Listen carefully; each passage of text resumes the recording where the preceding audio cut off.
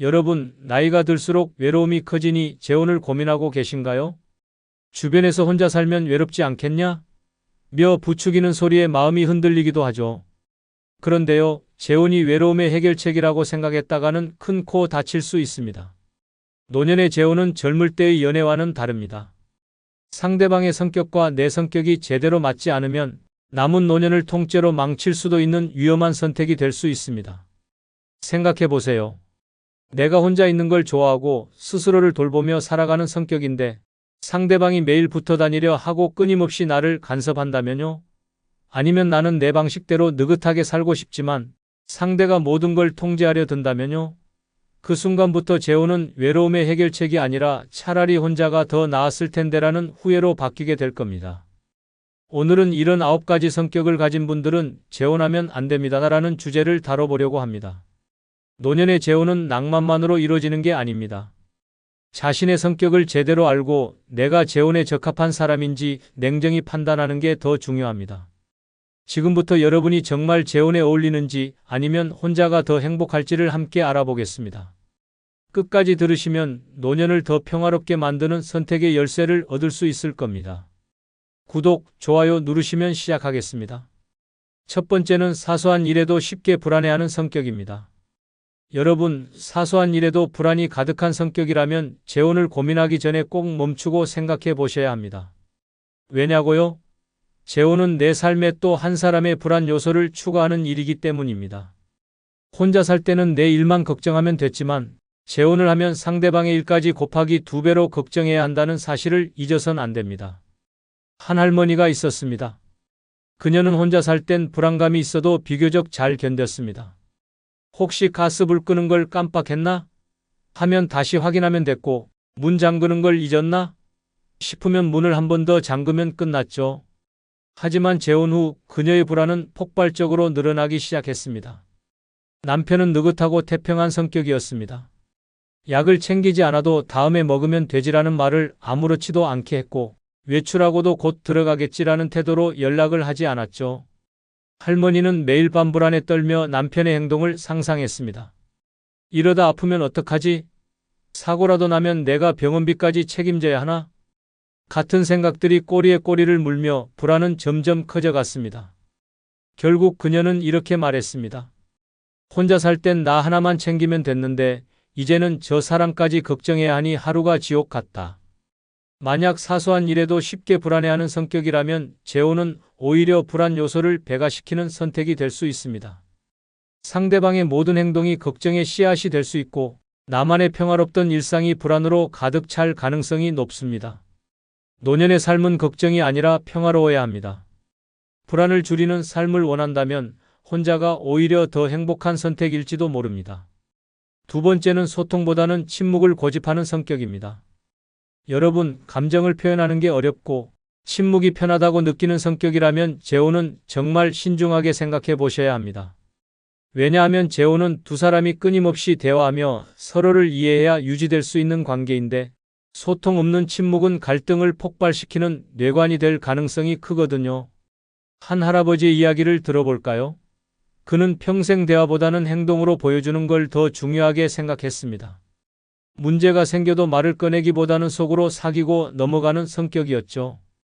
그런데 재혼 후 아내와의 관계에서 큰 갈등이 시작됐습니다. 아내는 대화를 통해 감정을 풀고 문제를 해결하려는 사람이었습니다. 예를 들어 그녀가 오늘 저녁엔 뭐 먹고 싶으세요? 라고 물으면 할아버지는 늘 아무거나라고 대답했죠. 하지만 막상 식탁에 오른 메뉴가 마음에 들지 않으면 표정이 굽고 식사 도중 한마디도 하지 않았습니다. 처음엔 아내가 이해하려 했지만 시간이 지날수록 이런 침묵은 아내에게 상처로 다가왔습니다. 아내는 결국 이렇게 말했습니다. 아무거나 괜찮다더니 왜 표정은 불만이 가득해요? 대화 좀 하면 안 돼요? 하지만 할아버지는 여전히 말을 아꼈고 이런 침묵은 오해와 불만을 쌓아 올렸습니다. 그는 나중에 친구에게 이렇게 털어놨습니다. 혼자 살 땐 침묵이 편했는데 재혼하고 나니 그 침묵이 갈등으로 돌아오더라. 차라리 혼자가 더 좋았던 것 같아. 소통을 어려워하고 침묵을 고집하는 성격이라면 재혼은 오히려 고통을 가중시킬 가능성이 큽니다. 상대방은 침묵을 무관심으로 받아들일 수 있고 그 오해는 결국 싸움으로 번질 겁니다. 내가 침묵을 지키며 평화를 원한다면 혼자 사는 게 오히려 더 편안하고 행복할 수 있습니다. 내 성격에 맞는 선택을 하는 것이 진짜 행복을 지키는 길 아닐까요?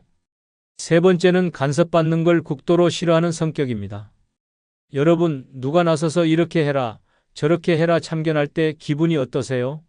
만약 간섭받는 걸 질색하는 성격이라면 재혼은 한 번 더 생각해 보셔야 합니다. 왜냐하면 재혼은 간섭을 피할 수 없는 새로운 생활을 의미하기 때문이죠. 한 할아버지의 사례를 들어볼까요? 이 할아버지는 늘 스스로 판단하고 행동하는 걸 좋아했습니다. 식사도 본인이 먹고 싶은 시간에 하고 TV 채널도 남 눈치 보지 않고 맘대로 돌리는 게 행복이었죠. 그런데 재혼 후 아내는 모든 일에 참견하기 시작했습니다. 아니, 왜 아직 저녁 안 먹었어요? 이제는 규칙적으로 드셔야죠. TV 소리 좀 줄여요. 왜 이렇게 크게 틀어놔요? 심지어 외출할 때도 어디 가는지 말도 안 하고 나가면 어쩌자는 거예요. 라며 잔소리를 했습니다. 처음엔 이해하려 노력했지만 할아버지는 점점 답답함을 느꼈습니다. 내가 자유로워지려고 혼자 살았던 건데 재혼하고 나니 잔소리와 간섭이 더 심하네. 결국 그는 이렇게 말했습니다. 차라리 혼자 살면서 아무도 날 간섭하지 않는 게 훨씬 행복했어. 간섭받는 걸 싫어하는 성격이라면 재혼이 오히려 큰 스트레스를 불러올 수 있습니다. 나와는 전혀 다른 생활 패턴을 가진 사람과 함께 살아야 한다면 갈등이 생길 가능성이 높아요. 상대방은 친절한 조언이라고 생각하겠지만 나에겐 간섭으로 느껴지기 쉽습니다. 그래서 재혼을 고민 중이라면 상대가 내 성격을 온전히 존중해 줄 수 있는 사람인지가 중요합니다. 만약 난 내 삶을 내 방식대로 살고 싶다는 확고한 성격이라면 재혼보다는 혼자의 자유를 지키는 편이 더 나은 선택일 수도 있습니다. 노년의 재혼은 낭만이 아니라 현실이니까요. 네 번째는 내 돈 내가 쓰고 싶어 하는 성격입니다. 여러분, 내 돈은 내가 쓰고 싶다는 생각이 강한 성격이라면 재혼은 그야말로 폭탄을 안고 사는 선택이 될 수 있습니다. 왜냐고요? 재혼은 단순히 외로움을 달래는 낭만이 아니라 상대방과 경제적 책임까지 나눠야 하는 현실적인 문제를 안기거든요. 잘못된 선택을 하면 내가 평생 쌓아올린 경제적 자립이 상대방의 손에 허물어질 수도 있습니다. 한 할머니 이야기를 들어볼게요. 이 할머니는 평생 알뜰하게 돈을 모아 안정된 노년을 꿈꿨습니다. 그녀는 혼자 살면서도 내 돈은 내가 번 거고 내가 써야 제맛이지라는 생각으로 행복하게 지냈죠. 그런데 주변에서 혼자 살면 외롭잖아. 같이 살면 얼마나 좋겠어? 라는 권유에 흔들려 재혼을 결심했습니다.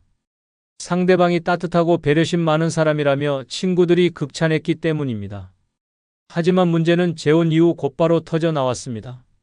남편은 은퇴 후 가진 돈이 거의 없었고 생활비와 집안일에 대해 우리가 부부인데 그 정도는 서로 돕는 거 아니야? 라며 그녀의 경제적 지원에 기대기 시작했습니다. 심지어 우리 집 분위기를 좀 바꿔볼까? 새로 꾸미려면 돈이 좀 들겠지만 당신 돈이니 괜찮잖아. 이번 달은 내가 좀 부족하니까 생활비 좀 더 내줄 수 있어? 같은 말들이 점점 자연스럽게 나왔습니다. 처음엔 그래, 부부니까 이해해야지라고 생각하며 넘어갔지만 시간이 갈수록 할머니의 마음은 무너져 갔습니다. 자신의 통장에서 빠져나가는 돈이 점점 늘어났고 이제는 자신이 번 돈을 쓰면서도 남편의 눈치를 봐야 했습니다. 결국 그녀는 친구들에게 이렇게 한탄했습니다. 혼자 살 때는 내 돈을 쓰는 게 기쁨이었는데 이제는 내 돈이 부담이 됐어. 내가 이러려고 평생 아껴가며 살았나 싶더라. 내 돈을 내가 쓰고 싶어 하는 성격이라면 재혼은 갈등의 시작이 될 가능성이 큽니다. 상대방이 경제적으로 독립적이지 못하거나 나의 재산을 공동재산으로 여기기 시작한다면 그 관계는 금방 균열이 생길 수밖에 없어요. 노년의 돈 문제로 다투는 만큼 서글픈 일은 없겠죠? 노년의 경제는 단순히 돈의 문제가 아닙니다. 내가 평생 쌓아온 노력의 결과물이며 안정된 삶을 지켜주는 든든한 방패입니다. 그런데 그 방패가 무너지기 시작하면 평화롭던 삶은 단숨에 갈등과 후회의 나락으로 떨어질 수 있습니다.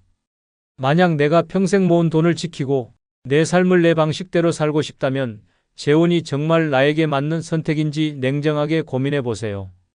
내 돈과 함께 내 자유와 평화를 잃는 건 정말 어리석은 선택일 테니까요. 내 돈을 지키고 싶다면 혼자가 오히려 최고의 선택입니다. 다섯 번째는 감정 기복이 심한 성격입니다. 여러분, 만약 내가 기분이 오락가락하는 감정 기복이 심한 성격이라면 재혼은 정말 신중하게 생각해야 합니다. 왜냐하면 재혼은 서로의 감정이 매일 부딪히는 일이기 때문이죠. 평생 다르게 살아온 두 사람이 함께 산다는 건 작은 문제 하나에도 쉽게 감정이 상할 수 있다는 겁니다. 한 할머니의 이야기를 들어보세요. 그녀는 기분이 좋을 땐 유쾌하고 에너지가 넘치지만 조금만 기분이 나빠지면 금세 표정이 굳어지고 말도 하지 않는 성격이었습니다. 친구들이 혼자 살기엔 너무 외롭지 않겠냐며 재혼을 권유했고 그녀는 나도 이젠 감정을 나눌 사람이 있으면 좋겠다라는 마음에 재혼을 결심했죠. 하지만 재혼 생활은 그녀의 기대와 달랐습니다. 남편은 성격이 정반대였습니다. 할머니가 기분 좋게 하루를 시작하면 남편은 피곤하다며 방에 틀어박혔고 할머니가 기분이 나쁠 땐 왜 또 그래? 기분 풀어라는 말을 쉽게 내뱉었습니다. 그 말이 할머니의 감정을 더 건드렸죠. 감정 기복이 심한 성격인 그녀는 갈등이 생길 때마다 이렇게 말했습니다. 내 기분 좀 생각해주면 안 돼? 당신은 나를 이해하려 하지 않아. 결국 작은 갈등이 쌓이고 쌓여 그녀는 이런 결론을 내렸습니다. 차라리 혼자 살 땐 내 기분에만 집중하면 됐는데 재혼하니까 상대의 감정까지 신경 쓰느라 더 힘들어. 그녀는 결국 자신에게는 재혼이 맞지 않다는 걸 깨달았죠. 만약 내가 감정 기복이 심한 성격이라면 재혼 전에 생각해 봐야 합니다. 상대방이 내 기분을 충분히 이해해 줄 수 있는 사람인지 아니면 감정 충돌로 스트레스를 받을 가능성이 높은지 말이죠. 내가 스스로의 감정을 다스리는 게 어렵다면 재혼보다는 혼자서 내 감정을 잘 관리하며 사는 게 더 나은 선택일 수 있습니다. 여섯 번째는 내 방식대로 살고 싶은 성격입니다. 여러분, 내가 내 방식이 최고야 라는 고집스러운 성격이라면 재혼은 정말 신중하게 고민해야 합니다. 왜냐고요? 재혼은 서로의 방식을 조율하고 양보하는 과정인데 내 방식만 고수하려다 보면 갈등이 끊이지 않을 수 있거든요. 한 할아버지의 사례를 들어볼까요? 그는 평생 규칙적으로 살며 자신만의 루틴을 지켜온 분이었습니다. 아침 7시에 일어나 산책을 하고 식사는 꼭 정해진 시간에 하고 저녁엔 신문을 읽으며 하루를 마무리하는 아주 정돈된 삶을 살았죠. 그런데 재혼 후 문제가 생겼습니다. 새로운 아내는 완전히 다른 성격이었거든요.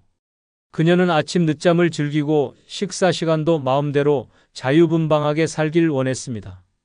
처음엔 서로 다른 점을 이해하며 살자고 생각했지만 갈등은 점점 커졌습니다. 할아버지가 아침 7시면 일어나야지. 이렇게 게으르면 건강에 안 좋아라고 하면 아내는 왜 내 삶까지 당신 방식대로 하려고 해요? 나도 내 방식이 있어요. 라고 받아쳤습니다. 결국 두 사람은 사사건건 충돌했고 할아버지는 이렇게 말했습니다. 혼자 살 땐 내 방식대로 살 수 있어서 좋았는데 이제는 모든 걸 조율해야 하니 너무 피곤하다. 내 방식대로 살고 싶은 성격이라면 재혼은 불편한 선택이 될 가능성이 높습니다. 재혼은 단순히 함께 사는 게 아니라 서로의 생활 방식을 조율하고 맞춰가는 과정이니까요. 상대가 내 방식을 완전히 이해하거나 따르지 않는다면 그 갈등은 끝도 없이 이어질 겁니다. 노년의 삶은 내가 원하는 대로 살기에 가장 좋은 시기입니다. 평생 남에게 맞추며 살아왔다면 이제는 내 방식을 지키며 살아갈 권리가 있죠. 만약 내 방식을 포기하기 어렵다면 재혼보다는 혼자만의 규칙과 루틴을 유지하며 사는 게 더 현명한 선택일 수 있습니다. 일곱 번째는 완벽주의 성향이 강한 성격입니다.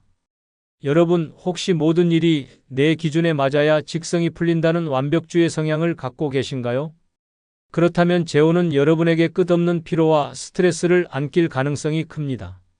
왜냐하면 재혼은 상대방의 삶의 방식을 받아들이는 과정인데 그게 내 기준에 미치지 못한다면 계속해서 불만이 쌓이게 되니까요. 한 할아버지가 있었습니다. 그는 모든 일이 깔끔하고 정돈되어 있어야 마음이 편한 완벽주의 성격의 소유자였죠. 집안 정리는 물론이고 식사 준비, 생활 패턴까지 철저히 자기 기준에 맞춰 살아왔습니다. 그런데 재혼 후 아내와의 생활에서 문제가 생기기 시작했습니다.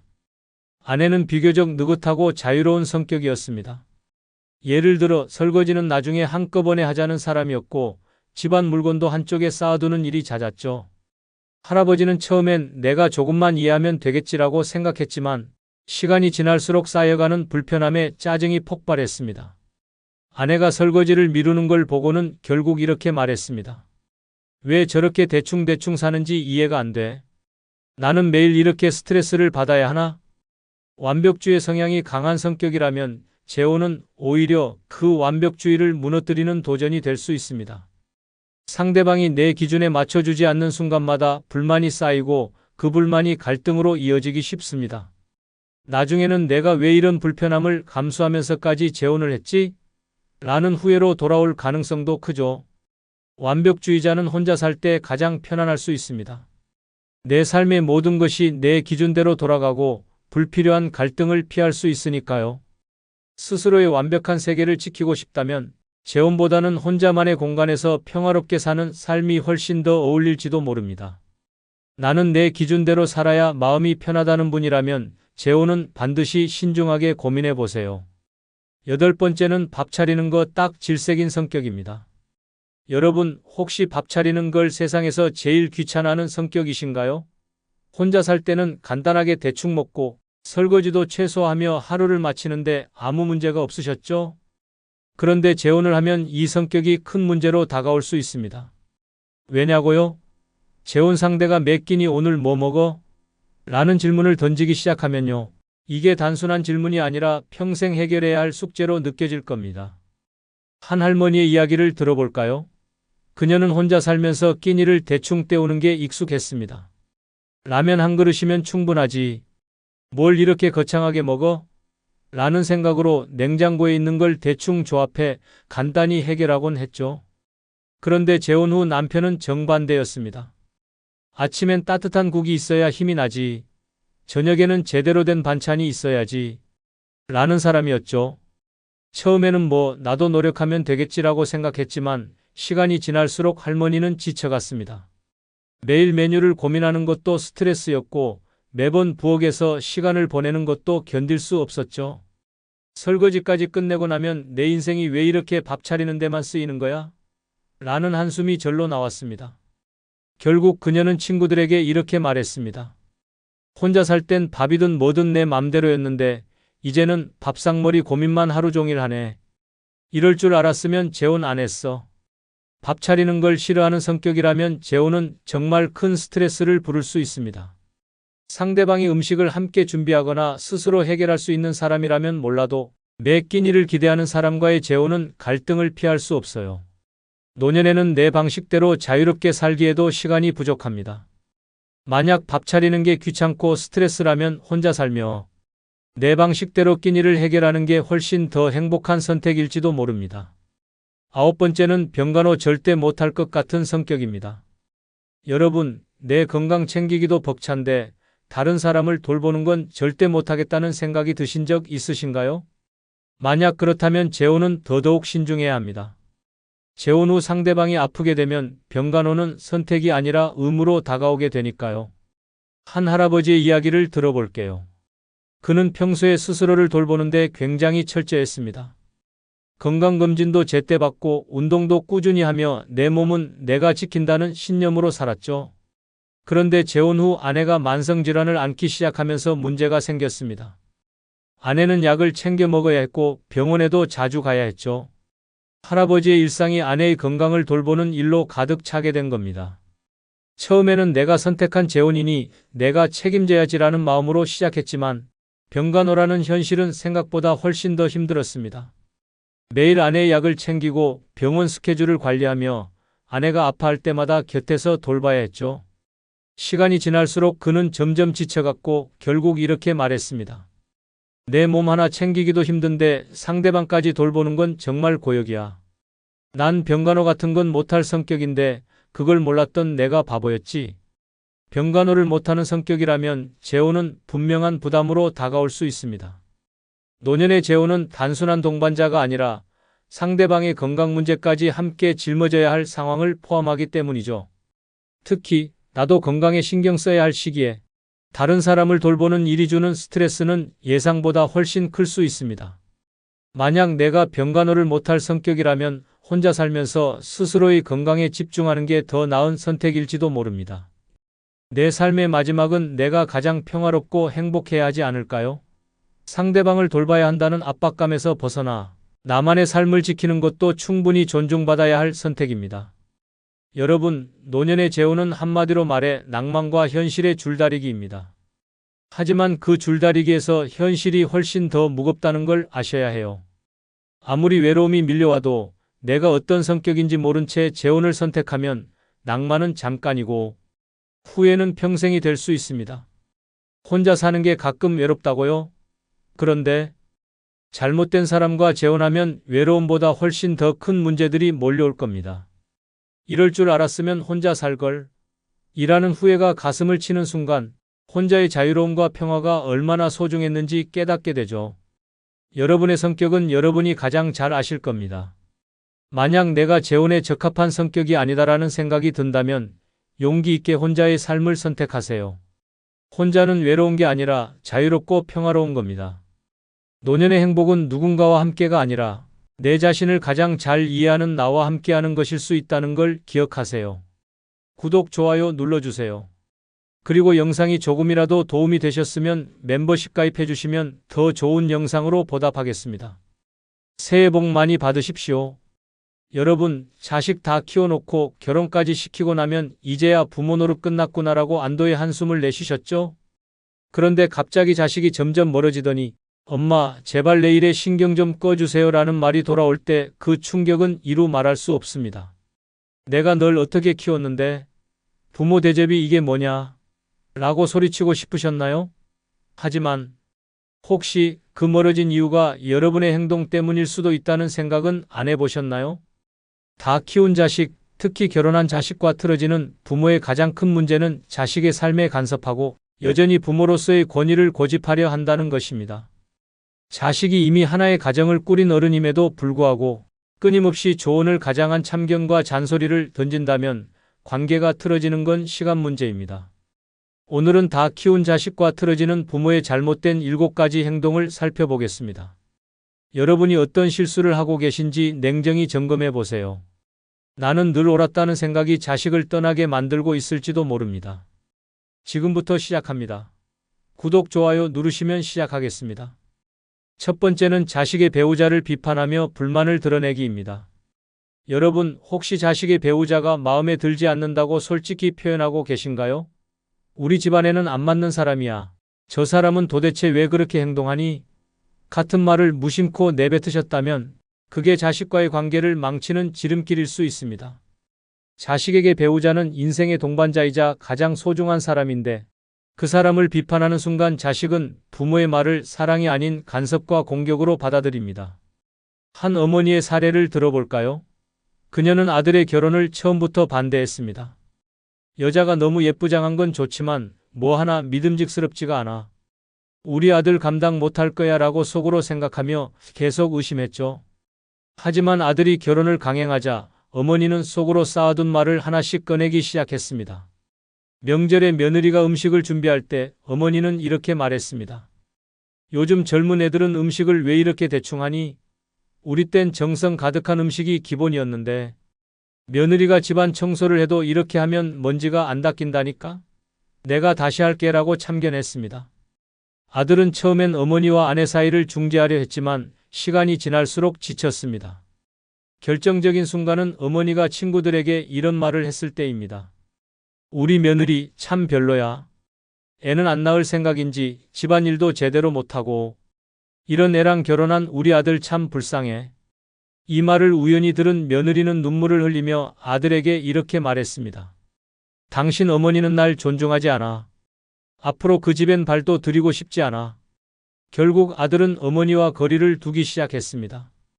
부모가 자식의 배우자를 비판하면 자식은 배우자와 부모 사이에서 곤란한 입장이 됩니다. 배우자를 지키려다 부모와 멀어질 수밖에 없는 상황이죠. 부모로서 자식의 선택을 믿어주고 배우자를 존중해주는 태도가 필요합니다. 아무리 마음에 안 들어도 배우자는 자식이 선택한 가족입니다. 그 선택을 부정하는 순간 자식과의 관계도 부정되는 셈입니다. 이와 관련된 실제로 한 편을 소개해드리겠습니다. 한 시어머니 혜숙 씨는 아들의 결혼식 날부터 며느리가 마음에 들지 않았습니다.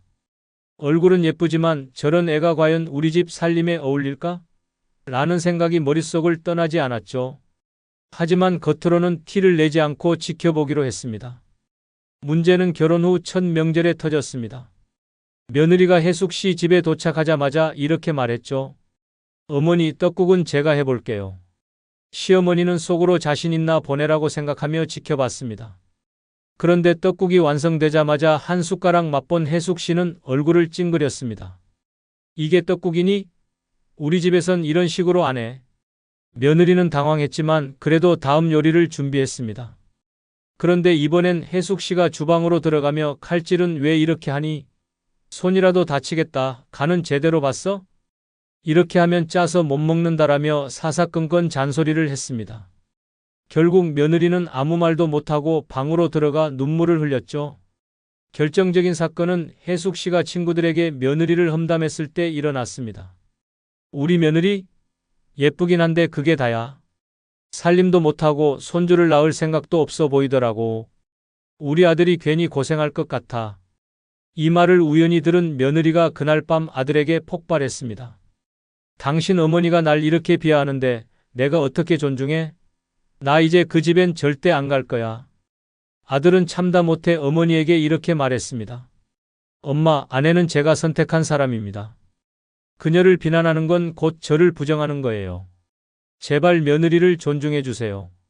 하지만 혜숙 씨는 여전히 내가 틀린 말 했니? 내가 이 집 어른이잖아라며 물러서지 않았습니다.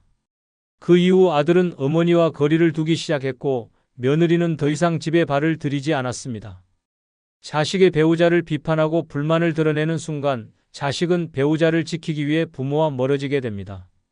배우자를 존중하지 않으면 자식도 떠난다는 사실을 잊지 마세요. 두 번째는 자식의 실패를 끊임없이 지적하기입니다. 혹시 자식이 힘든 일을 겪을 때 내가 그럴 줄 알았다. 왜 내 말을 안 듣고 그렇게 했냐? 같은 말을 습관적으로 하시나요? 부모로서 조언을 해주는 것이 아니라 과거의 실패를 끊임없이 지적하고 질책한다면 자식은 부모에게 더 이상 기대할 게 없다고 느낄 수 있습니다. 한 할아버지의 사례를 들어보겠습니다. 그는 평생 자식을 위해 헌신하며 살았지만 그만큼 자식의 실패를 용납하지 못하는 사람이었습니다. 아들이 사업 실패로 힘들어할 때도 그는 이렇게 말했습니다. 내가 그렇게 될 줄 알았어.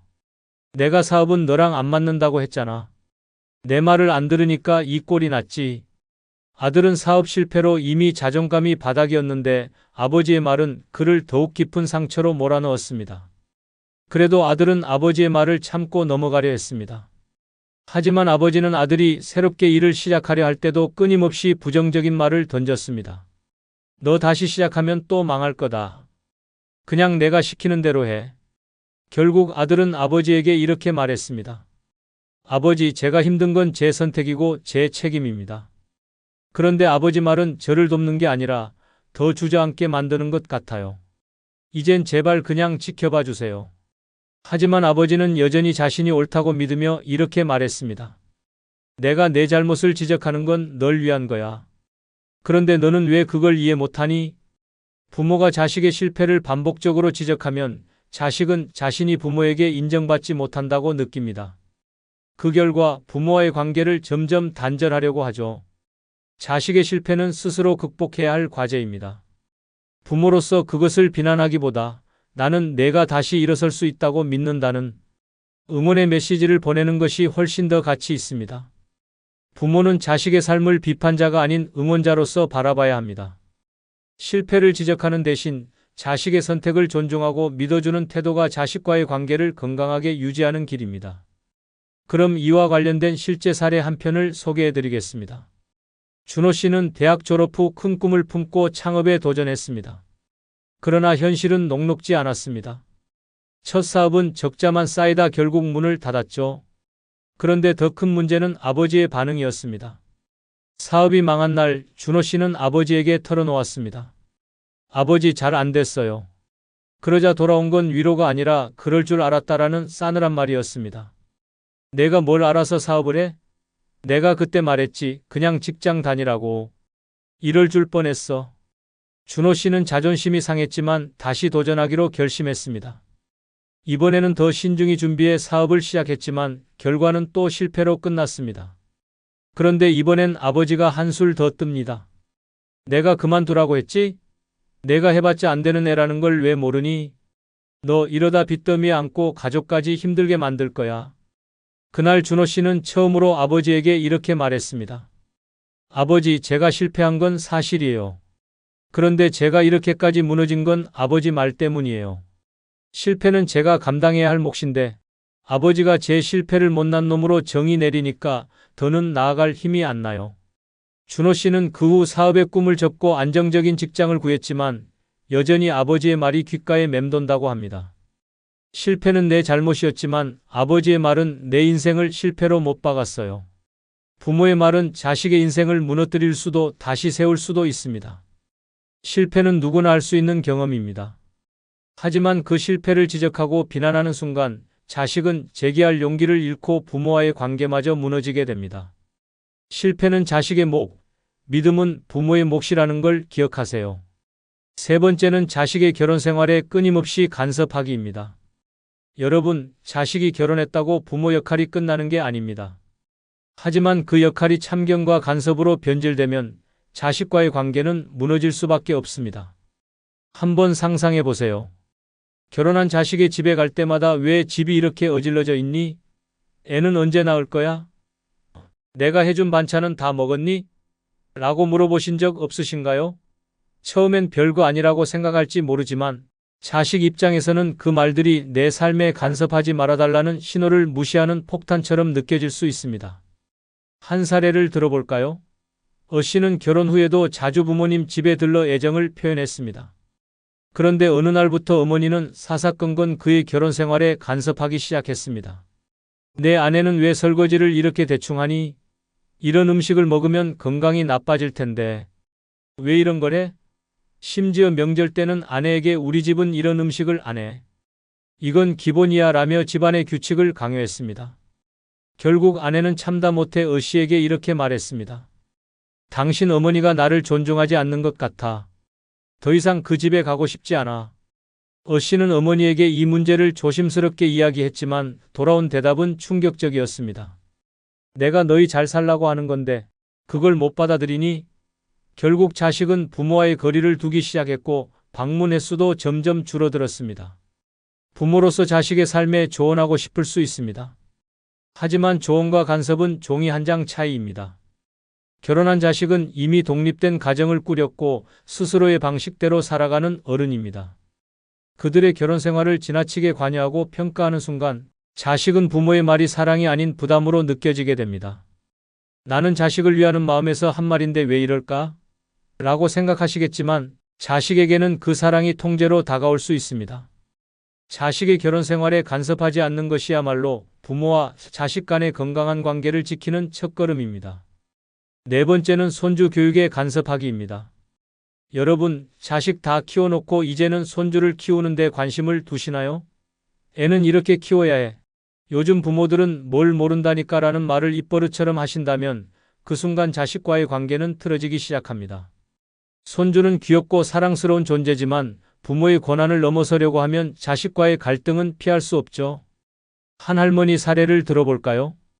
그녀는 손주가 태어나자마자 자식 부부에게 적극적으로 도움을 주겠다고 나섰습니다. 애 보기가 얼마나 힘든데 내가 나서야지라는 마음으로 시작했죠. 하지만 시간이 지나면서 그녀의 도움은 조언이 아닌 간섭으로 변질되기 시작했습니다. 할머니는 손주에게 과자 하나를 주는 것도 못마땅했습니다. 애가 이런 거 먹으면 몸에 안 좋아라고 하며 자식 부부에게 훈수를 두기 시작했죠. 심지어 손주가 기저귀를 벗는 시기, 유치원을 선택하는 문제까지. 내가 아는 게 많으니 내 말을 들어야 한다며 고집을 부렸습니다. 문제는 자식 부부가 다른 생각을 가지고 있었을 때 터졌습니다. 자식은 이렇게 말했죠. 엄마, 우리가 알아서 할게요. 제발 손주 교육에 너무 간섭하지 마세요. 하지만 그녀는 쉽게 물러서지 않았습니다. 내가 뭘 알아? 내가 너도 이렇게 키웠어. 너희 방식은 잘못됐어. 결국 자식 부부는 할머니의 간섭을 피하려고 그녀와의 만남을 점점 줄여갔습니다. 손주 교육은 부모의 몫입니다. 부모의 방식이 마음에 들지 않더라도 그것을 인정하고 존중하는 태도가 필요합니다.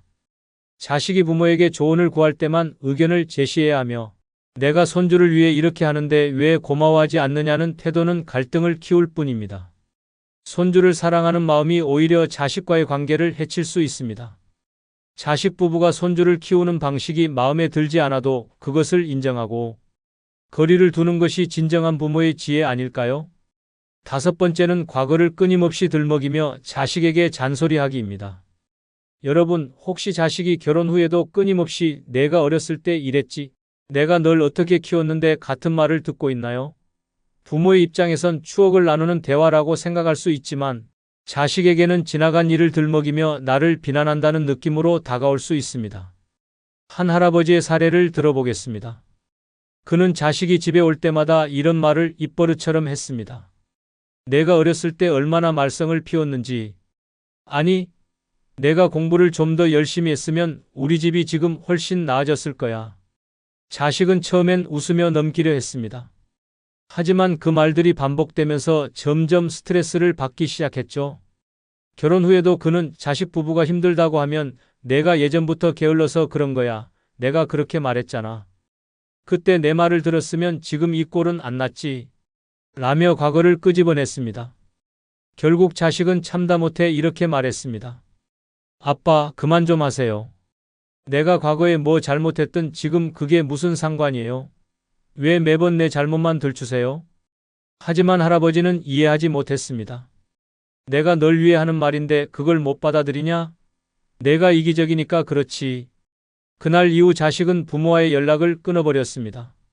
자식과의 관계에서 과거를 들먹이는 건 가장 빠르게 틀어지는 지름길입니다. 과거의 잘못은 이미 끝난 일입니다. 그걸 끊임없이 들추며 자식을 비난하면 자식은 부모를 원망하거나 피하게 될 뿐입니다. 노년의 자식과의 건강한 관계를 유지하려면 과거가 아닌 현재를 바라보세요. 자식이 부족한 점이 있어도 그것을 과거와 연결, 지어 잔소리하기보다는 그들의 현재를 있는 그대로 존중하고 격려해 주는 것이 훨씬 더 아름다운 부모의 모습 아닐까요? 6번째는 자식에게 효도를 강요하기입니다. 내가 너를 어떻게 키웠는데 이 정도는 해줘야지 라는 말을 자주 하신다면 자식과의 관계에 균열이 생길 가능성이 큽니다. 부모가 자식에게 효도를 강요하는 순간 자식은 사랑에서 우러나는 효심이 아니라 의무와 부담으로 행동하게 됩니다. 자식 입장에서 부모를 사랑하기는커녕 도망가고 싶다는 생각이 들게 만들 수도 있죠. 한 아버지의 사례를 들어볼까요? 그는 은퇴 후 경제적으로 안정되지 않은 상황에서 자식에게 기대를 많이 했습니다. 평소에도 자주 이렇게 말하곤 했죠. 내가 나중에 나를 책임져야 한다. 내가 너 대학 보내고 얼마나 고생했는데. 자식은 아버지를 돕고 싶은 마음이 있었지만 그 말들이 점점 부담스럽게 느껴지기 시작했습니다. 특히 아버지가 이번 달 생활비가 부족하니 좀 보태라. 내 병원비도 내가 좀 신경 써라라고 요구하는 일이 늘어나면서 자식은 경제적으로 압박을 느끼게 됐습니다. 하지만 결정적인 사건은 아버지가 자식의 배우자 앞에서 이런 말을 했을 때였습니다. 내가 이 집안의 뿌리인데 나한테 효도 안 하면 누가 하겠어? 내 돈 벌어 쓰는 것도 다 나 덕분이지 않냐? 자식은 참다 못해 이렇게 말했습니다. 아버지, 저도 제 가정이 있습니다. 아버지를 돕는 건 제가 선택할 문제이지 아버지가 강요하시면 안 돼요. 그 말을 들은 아버지는 충격을 받았고 자식과의 관계는 점점 멀어졌습니다. 효도는 강요할 수 있는 게 아닙니다. 자식이 부모를 사랑하는 마음에서 우러나와야 진정한 효도가 됩니다. 하지만 부모가 효도를 요구하거나 자신의 희생을 강조하며 부담을 주는 순간 자식은 효도를 부담과 책임으로만 느끼게 됩니다. 부모와 자식의 관계는 주는 사랑에서 유지됩니다. 자식을 향한 부모의 사랑이 강요가 되지 않을 때 자식은 자연스럽게 부모를 돌보게 됩니다. 효도는 사랑의 표현이지 빚을 갚는 계산이 아니라는 걸 꼭 기억하세요. 7번째는 자식의 독립을 인정하지 않는 행동입니다. 여러분, 혹시 자식이 이미 결혼하고 독립했는데도 아직도 내가 너를 키우고 있다는 마음으로 살고 계신가요?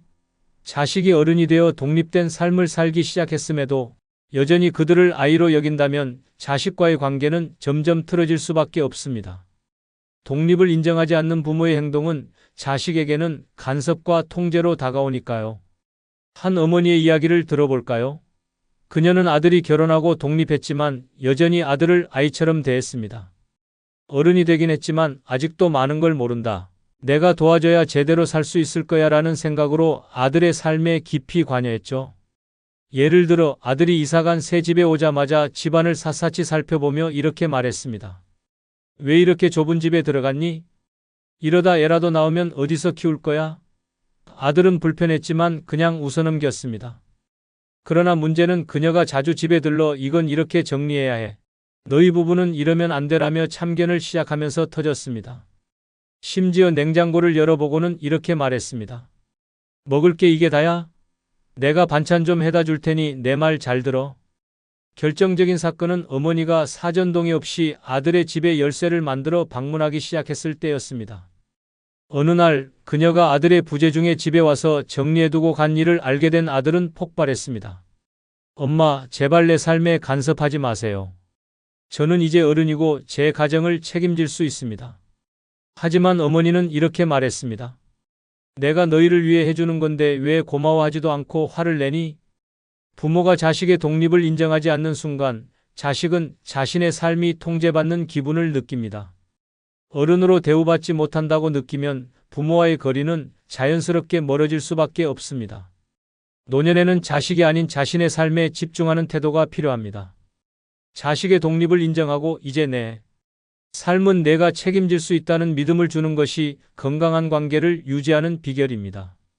여러분, 자식 다 키워놓고 이젠 내 곁에 있겠지라는 기대를 하셨나요? 하지만 부모의 잘못된 행동 하나가 그 기대를 산산조각 낼 수 있다는 걸 기억하세요. 부모와 자식의 관계는 신뢰로 이어져야 합니다. 잔소리와 간섭을 멈추고 자식의 인생을 응원하는 편안한 버팀목이 되어주세요. 그것이야말로 진정한 부모의 사랑 아닐까요? 이번 영상에 조금이라도 마음에 드셨다면 멤버십 가입하여 후원해 주시면 더 좋은 영상으로 보답하겠습니다. 새해 복 많이 받으십시오.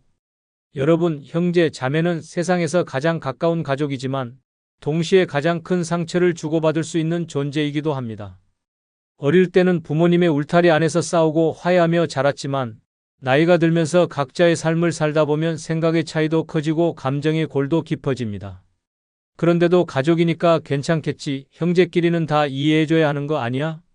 라는 착각을 하다가 결국 씻을 수 없는 상처를 남기게 됩니다. 특히 노년에는 형제, 자매가 남은 유일한 혈육이 되기도 합니다. 하지만 단 한마디의 말이 관계를 완전히 끊어버리는 경우가 많습니다. 내가 부모님한테 더 잘했다. 나는 너랑 달라서 혼자 해결했어. 내가 우리 가족의 문제였어 같은 말들은 듣는 순간 평생 남는 원한이 됩니다. 말하는 사람은 쉽게 던진 한마디일지 몰라도 듣는 사람은 그 말로 인해 가족을 잃게 되는 것입니다. 노년에는 과거를 들춰내며 상처를 주기보다는 서로를 인정하고 이해하는 것이 더 중요합니다. 나이가 들수록 형제는 점점 줄어들고 결국 남는 건 후회뿐입니다. 형제, 자매와 평생 원수가 되고 싶지 않다면 선 넘는 말은 가슴에 묻고 살아가는 것이 현명한 선택입니다. 오늘은 노년의 형제, 자매에게 절대 하면 안 되는 7가지 말에 대해 이야기해 보겠습니다. 끝까지 들으시면 남은 인생에서 가족과의 관계를 지키는 데 큰 도움이 될 겁니다. 구독, 좋아요 누르시면 시작하겠습니다. 첫 번째는 자식들 잘 살고 있어? 라는 말입니다. 형제, 자매 사이에서 가장 조심해야 할 질문 중 하나가 바로 내 자식들 요즘 잘 지내? 입니다. 단순한 안부처럼 보일 수도 있지만 이 말 한마디가 형제 간 감정을 망치는 독이 될 수도 있습니다. 한 남매가 있었습니다. 오빠는 공무원으로 은퇴 후 연금을 받으며 안정적인 노후를 보내고 있었고 여동생은 작은 가게를 운영하며 어렵게 생활하고 있었습니다. 어느 날 오빠가 가족 모임에서 동생에게 물었습니다. 요즘 애들은 어때? 잘 살고 있지? 그 동생은 애써 웃으며 대답했습니다. 응, 그냥 뭐 그렇지. 하지만 오빠는 거기서 멈추지 않았습니다. 우리 애들은 다 안정적으로 자리 잡았어. 큰애는 대기업 다니고 작은애는 공무원 시험 붙었지. 자식이 잘 돼야 부모도 편한데 말이야. 너도 마음 좀 편해지겠네? 그 말을 듣는 순간 동생의 얼굴이 굳어졌습니다. 사실 그녀의 아들은 취업을 준비하며 몇 년째 고생 중이었습니다. 경제적으로도 부담이 컸고 그로 인해 동생은 매일 밤 고민하며 지냈습니다. 그런데 오빠는 무심코 자식 자랑을 섞어가며 너는 어떤데? 라고 물었습니다. 동생은 억지로 웃었지만 속으로는 내 속이 어떤지 알지도 못하면서 쉽게 말하네. 라고 생각했습니다. 이런 질문이 왜 위험할까요? 자식 문제는 부모에게 있어 가장 예민한 부분입니다. 형제 사이에도 경제적, 환경적 차이가 생길 수밖에 없는데 한쪽이 너무 잘 살고 있고 다른 한쪽이 힘들다면 단순한 안부 인사도 상대방에게 상처가 될 수 있습니다. 특히 우리 애들은 잘 나간다 같은 말을 덧붙이면 그 순간부터 자식 이야기 자체가 비교가 되어버립니다. 형제, 자매 사이에서는 자식 이야기를 최대한 조심스럽게 다뤄야 합니다. 괜히 자식들 잘 지내? 라는 말을 던졌다가 상대방이 상처받고 관계가 서먹해질 수 있습니다. 자식 이야기는 자랑도 비교도 평가도 하지 않는 것이 가장 좋은 방법입니다. 두 번째는 유산은 어떻게 나눌 거야? 라는 부모 재산에 관한 말입니다. 노년의 형제, 자매 사이에서 가장 위험한 말 중 하나가 바로 부모님 유산 어떻게 할 거야? 라는 말입니다. 이 말이 나오는 순간 지금까지 쌓아온 형제에는 돈 앞에서 무너질 가능성이 높습니다. 한 형제가 있었습니다. 부모님이 연로하셔서 언제 돌아가실지 모르는 상황이었습니다. 그러던 어느 날 큰형이 가족 모임에서 슬쩍 이야기를 꺼냈습니다. 부모님이 돌아가시면 유산은 어떻게 나누지? 미리 정리해 두는 게 좋지 않겠어? 처음엔 그냥 현실적인 이야기처럼 들렸습니다. 하지만 둘째가 단호하게 말했습니다. 그런 얘긴 좀 너무 빠르지 않아? 문제는 그 후였습니다. 유산 이야기가 한번 나오고 나니 가족 모임이 있을 때마다 미묘한 신경전이 벌어졌습니다. 큰형은 부모님을 자주 찾아뵙고 부모님 앞에서 일부러 살갑게 행동하기 시작했습니다. 동생들은 그런 모습을 보며 속으로 생각했습니다. 형이 지금 부모님한테 잘 보이려는 건가? 그리고 부모님이 돌아가셨을 때 결국 형제들은 법적으로 유산을 나눴지만 감정의 골은 깊어졌습니다. 나는 부모님한테 더 잘했는데 왜 똑같이 나눠? 라는 생각이 들었고 작은 형은 결국 이렇게 말하고 관계를 끊어버렸습니다. 우리 이제 유산도 다 나눴으니까 볼일 없겠네. 유산 이야기는 꺼내는 순간 서로를 경쟁자로 만들 수 있습니다. 특히 부모님이 아직 살아계실 때 이런 얘기를 하면 쟤는 돈만 보고 있구나라는 인상을 줄 수 있습니다. 돈 문제가 얽히는 순간 형제에는 쉽게 깨질 수밖에 없습니다. 노년이 되면 형제, 자매와의 관계는 돈이 아니라 추억과 정으로 유지되는 것입니다. 돈이 개입되는 순간 가족 관계는 계약 관계처럼 변질됩니다. 유산 문제는 부모님이 알아서 정리하시도록 두고 형제끼리는 돈이 아닌 마음을 나누는 것이 더 중요합니다. 유산을 두고 싸우느라 형제의 연을 끊는 것만큼 어리석은 일이 또 있을까요? 그럼 유산은 어떻게 나눌 거야? 한마디의 가족회의가 전쟁터로 변한 실제 사례 한 편을 소개하겠습니다. 아버지가 세상을 떠난 지 한 달도 지나지 않았지만 3남매는 부모님이 남긴 집과 재산을 어떻게 정리할지 논의하기 위해 모였습니다. 평소에는 바빠서 얼굴 보기도 힘들었지만 유산 문제만큼은 예외였습니다. 우리 가족은 돈 문제로 싸울 일이 없을 거야. 라고 믿었던 막내딸은 그게 착각이었다는 걸 깨닫게 되었습니다. 가장 먼저 입을 연 사람은 장남이었습니다. 장남은 부모님을 가장 오래 모셨다는 사실을 강조하며 집은 당연히 자신이 가져야 한다고 주장했습니다. 내가 부모님 곁에서 마지막까지 돌봤으니까 이 집은 내가 가져야 해. 처음에는 둘째와 막내도 어느 정도 이해하려 했습니다. 하지만 형이 말을 이어갈수록 점점 분위기가 이상해졌습니다. 그 대신 너희는 남은 현금을 나눠 가지면 되잖아. 막내는 순간 귀를 의심했습니다. 부모님이 남긴 재산 대부분이 이 집이었고 현금이라고 해봐야 얼마 되지 않았습니다. 결국 형은 나는 집, 너희는 조금 남은 돈이라는 말도 안 되는 제안을 하고 있었습니다. 둘째는 참지 못하고 비웃으며 말했습니다. 형, 우리가 부모님 남긴 돈만 받고 끝내라는 거야? 우리가 언제 형보다 덜했어? 생활비며 병원비며 엄마 간병할 때는 내가 거의 도맡았잖아. 장남은 기다렸다는 듯이 반박했습니다. 아, 그거? 그래도 결국 부모님은 내 집에서 사셨잖아. 그리고 너야말로 내가 낸 병원비 다 계산해볼까? 그 순간부터 분위기는 험악해졌습니다. 어릴 적 부모님이 누구를 더 예뻐했는지, 누가 더 희생했는지, 명절 때 누가 더 자주 왔는지까지 모든 것이 유산 문제와 엮이기 시작했습니다. 그리고 결국 법대로 하자 라는 말이 나오면서 형제 관계는 돌이킬 수 없는 강을 건너고 말았습니다. 막내딸은 그날 이후 형과 연락을 끊었습니다. 유산을 나누고 나면 형제 관계도 원래대로 돌아올 줄 알았지만 더 이상 명절에도 얼굴을 보지 않았습니다. 결국 부모님의 재산은 남았지만 형제애는 사라지고 말았습니다. 유산을 나눈 것이 아니라 가족을 갈라놓은 셈이었습니다. 세 번째는 우리 어릴 때 너한테 양보 많이 해줬잖아 라는 말입니다. 어릴 때 형제 자매 사이에서 크고 작은 희생은 당연한 일이었습니다. 내가 막내라서 항상 내가 먼저였어. 내가 형이라서 다 참고 양보했어 같은 말은 흔히 하는 이야기입니다. 하지만 나이가 들어서까지 이 말을 꺼내며 과거의 빚을 청산하려 한다면 그 순간부터 형제 관계는 걷잡을 수 없는 싸움으로 번질 수 있습니다. 한 자매가 있었습니다. 언니는 늘 자신이 동생을 챙기며 살아왔다고 생각했습니다. 어린 시절 동생이 원하는 장난감을 사주기 위해 자기 용돈을 양보했고 동생이 사고를 쳤을 때 대신 부모님께 혼나주기도 했습니다. 그리고 시간이 흘러 이제 둘 다 60대가 되었습니다. 어느 날 언니는 아무렇지도 않게 말했습니다. 내가 어릴 때 너한테 양보한 거 생각하면 너 나한테 진짜 잘해야 해. 순간 동생의 얼굴이 굳어졌습니다. 그리고 언니는 결정적인 한마디를 덧붙였습니다. 그때부터 내 덕에 나는 손해만 봤다니까. 동생은 순간 분노가 치밀어 올랐습니다. 손해? 언니는 내가 너한테 얼마나 참고 살아왔는지 아냐? 어린 시절 자신이 양보받은 것도 맞지만 그만큼 참아온 것도 많았습니다. 언니의 고집 때문에 하고 싶은 것도 못하고 부모님의 기대 속에서 조용히 살아야 했던 기억들이 떠올랐습니다. 결국 두 사람은 감정이 폭발했고 서로를 향해 쌓였던 불만을 쏟아내며 다투게 되었습니다. 이후 둘은 연락을 끊고 각자의 삶을 살아가게 되었습니다. 어릴 적 희생은 그 시절로 끝내야 합니다. 과거를 들먹이며 내가 너한테 이렇게 해줬으니 이제 내가 나한테 잘해라라고 요구하는 순간 형제애는 빚으로 변질됩니다. 노년에는 과거의 희생을 강요하는 것이 아니라 남은 시간을 더 소중하게 여기는 것이 중요합니다.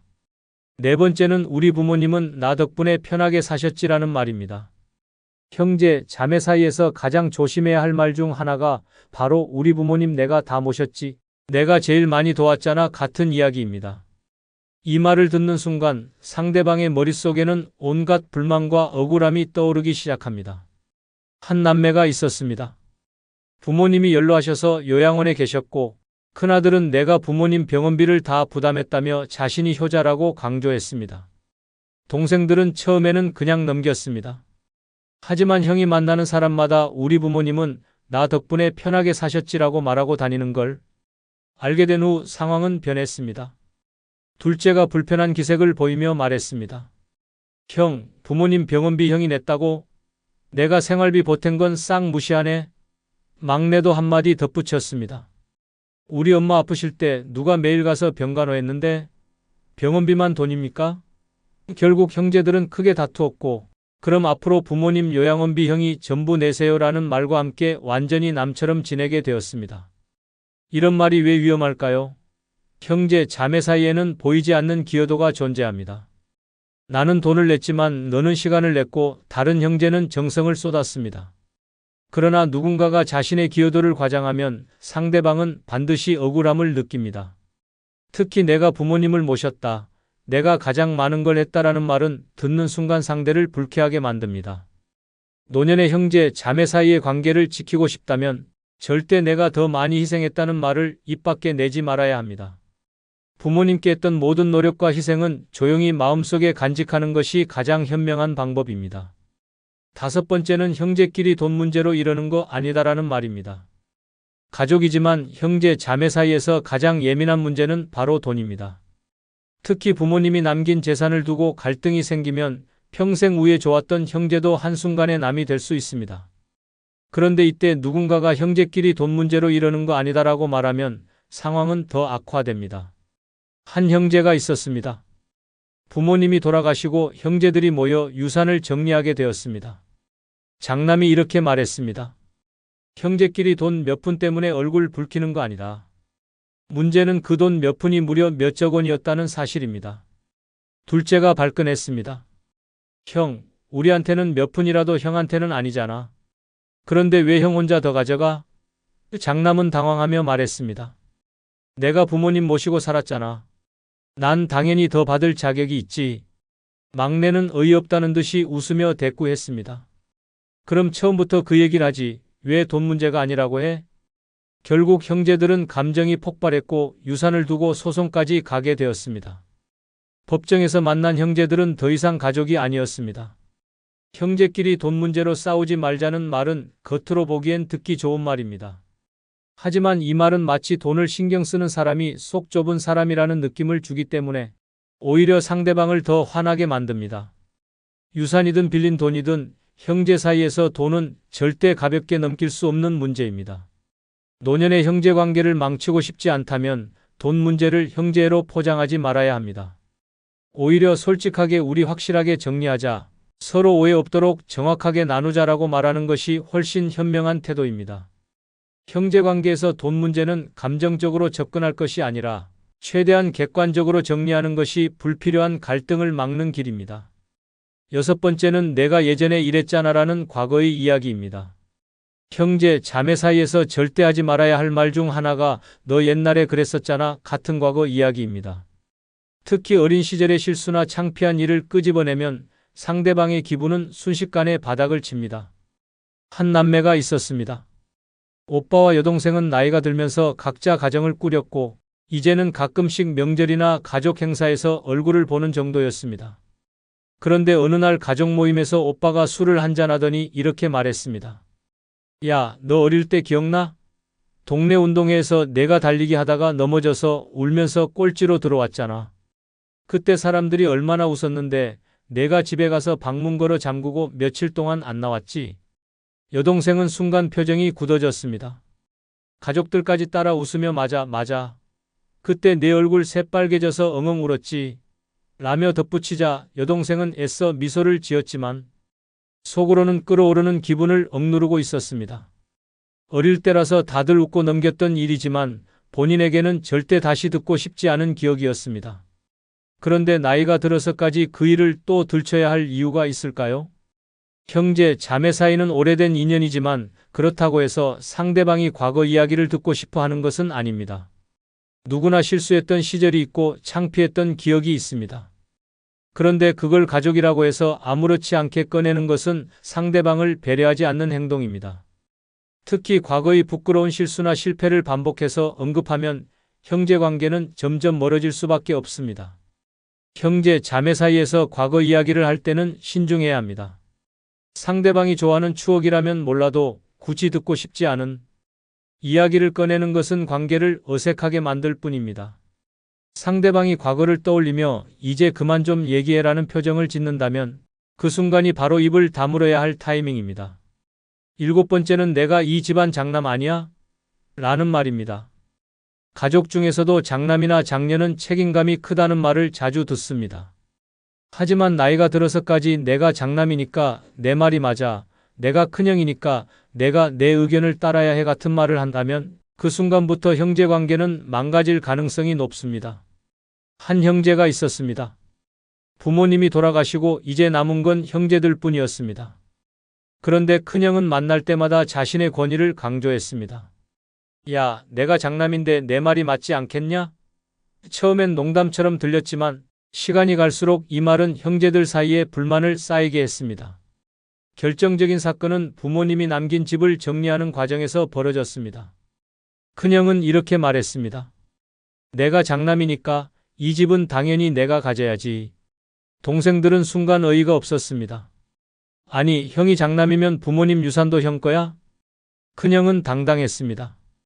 그래도 부모님 모시고 산 건 나잖아. 장남이니까 내 말이 맞아. 너희도 어차피 각자 살 집 있잖아. 그 말을 듣는 순간 동생들의 분노는 폭발했습니다.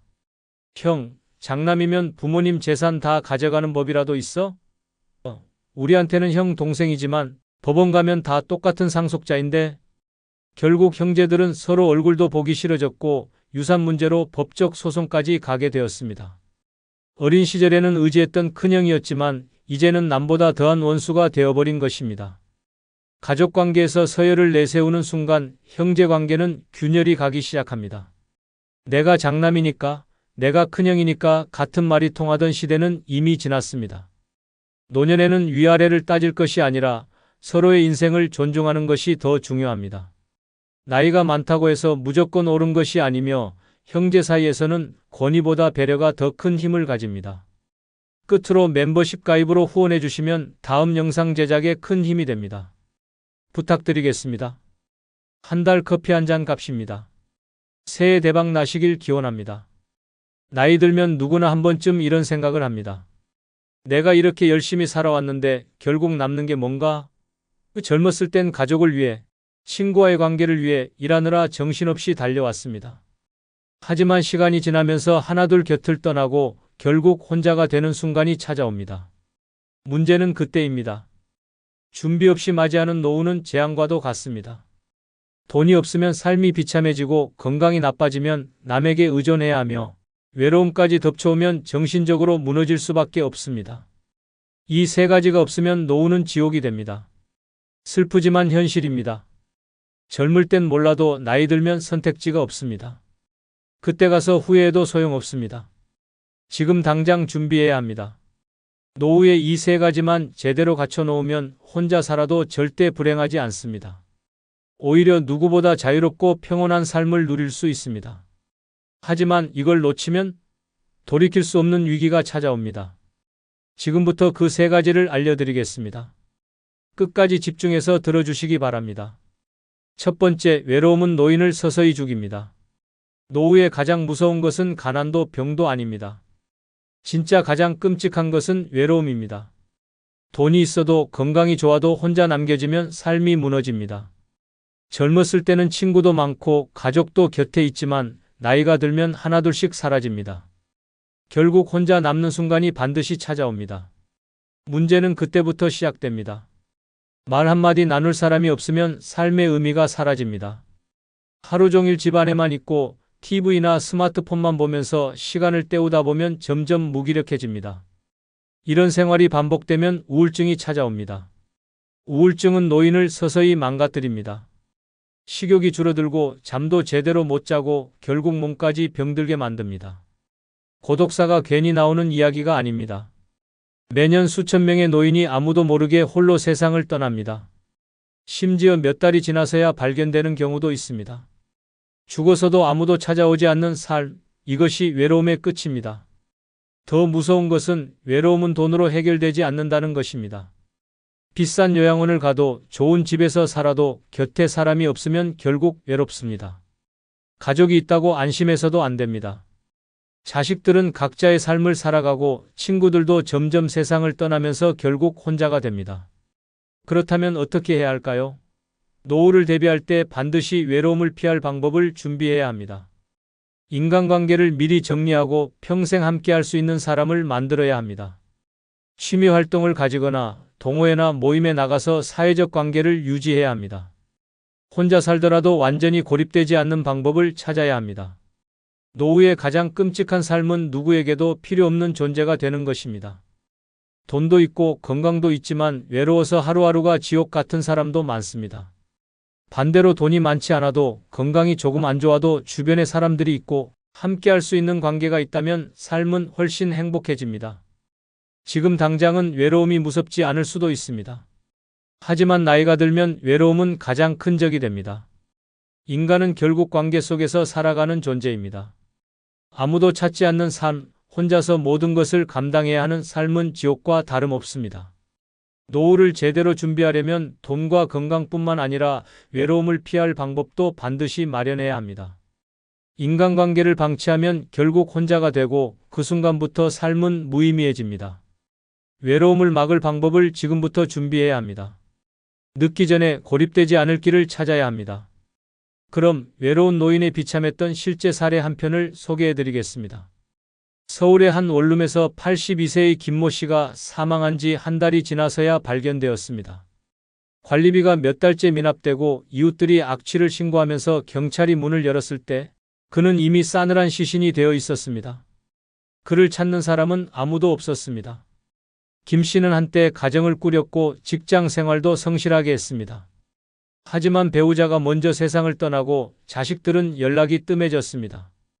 가족이 있다고 해도 결국 혼자가 되는 순간이 왔습니다. 친구들도 하나둘 세상을 떠나면서 그는 점점 고립되었습니다. 더 이상 나갈 이유가 없었습니다. 대화할 사람도 찾아갈 곳도 없었습니다. 하루 종일 텔레비전을 보면서 시간을 보냈고 가끔 시장에 가는 것이 유일한 외출이었습니다.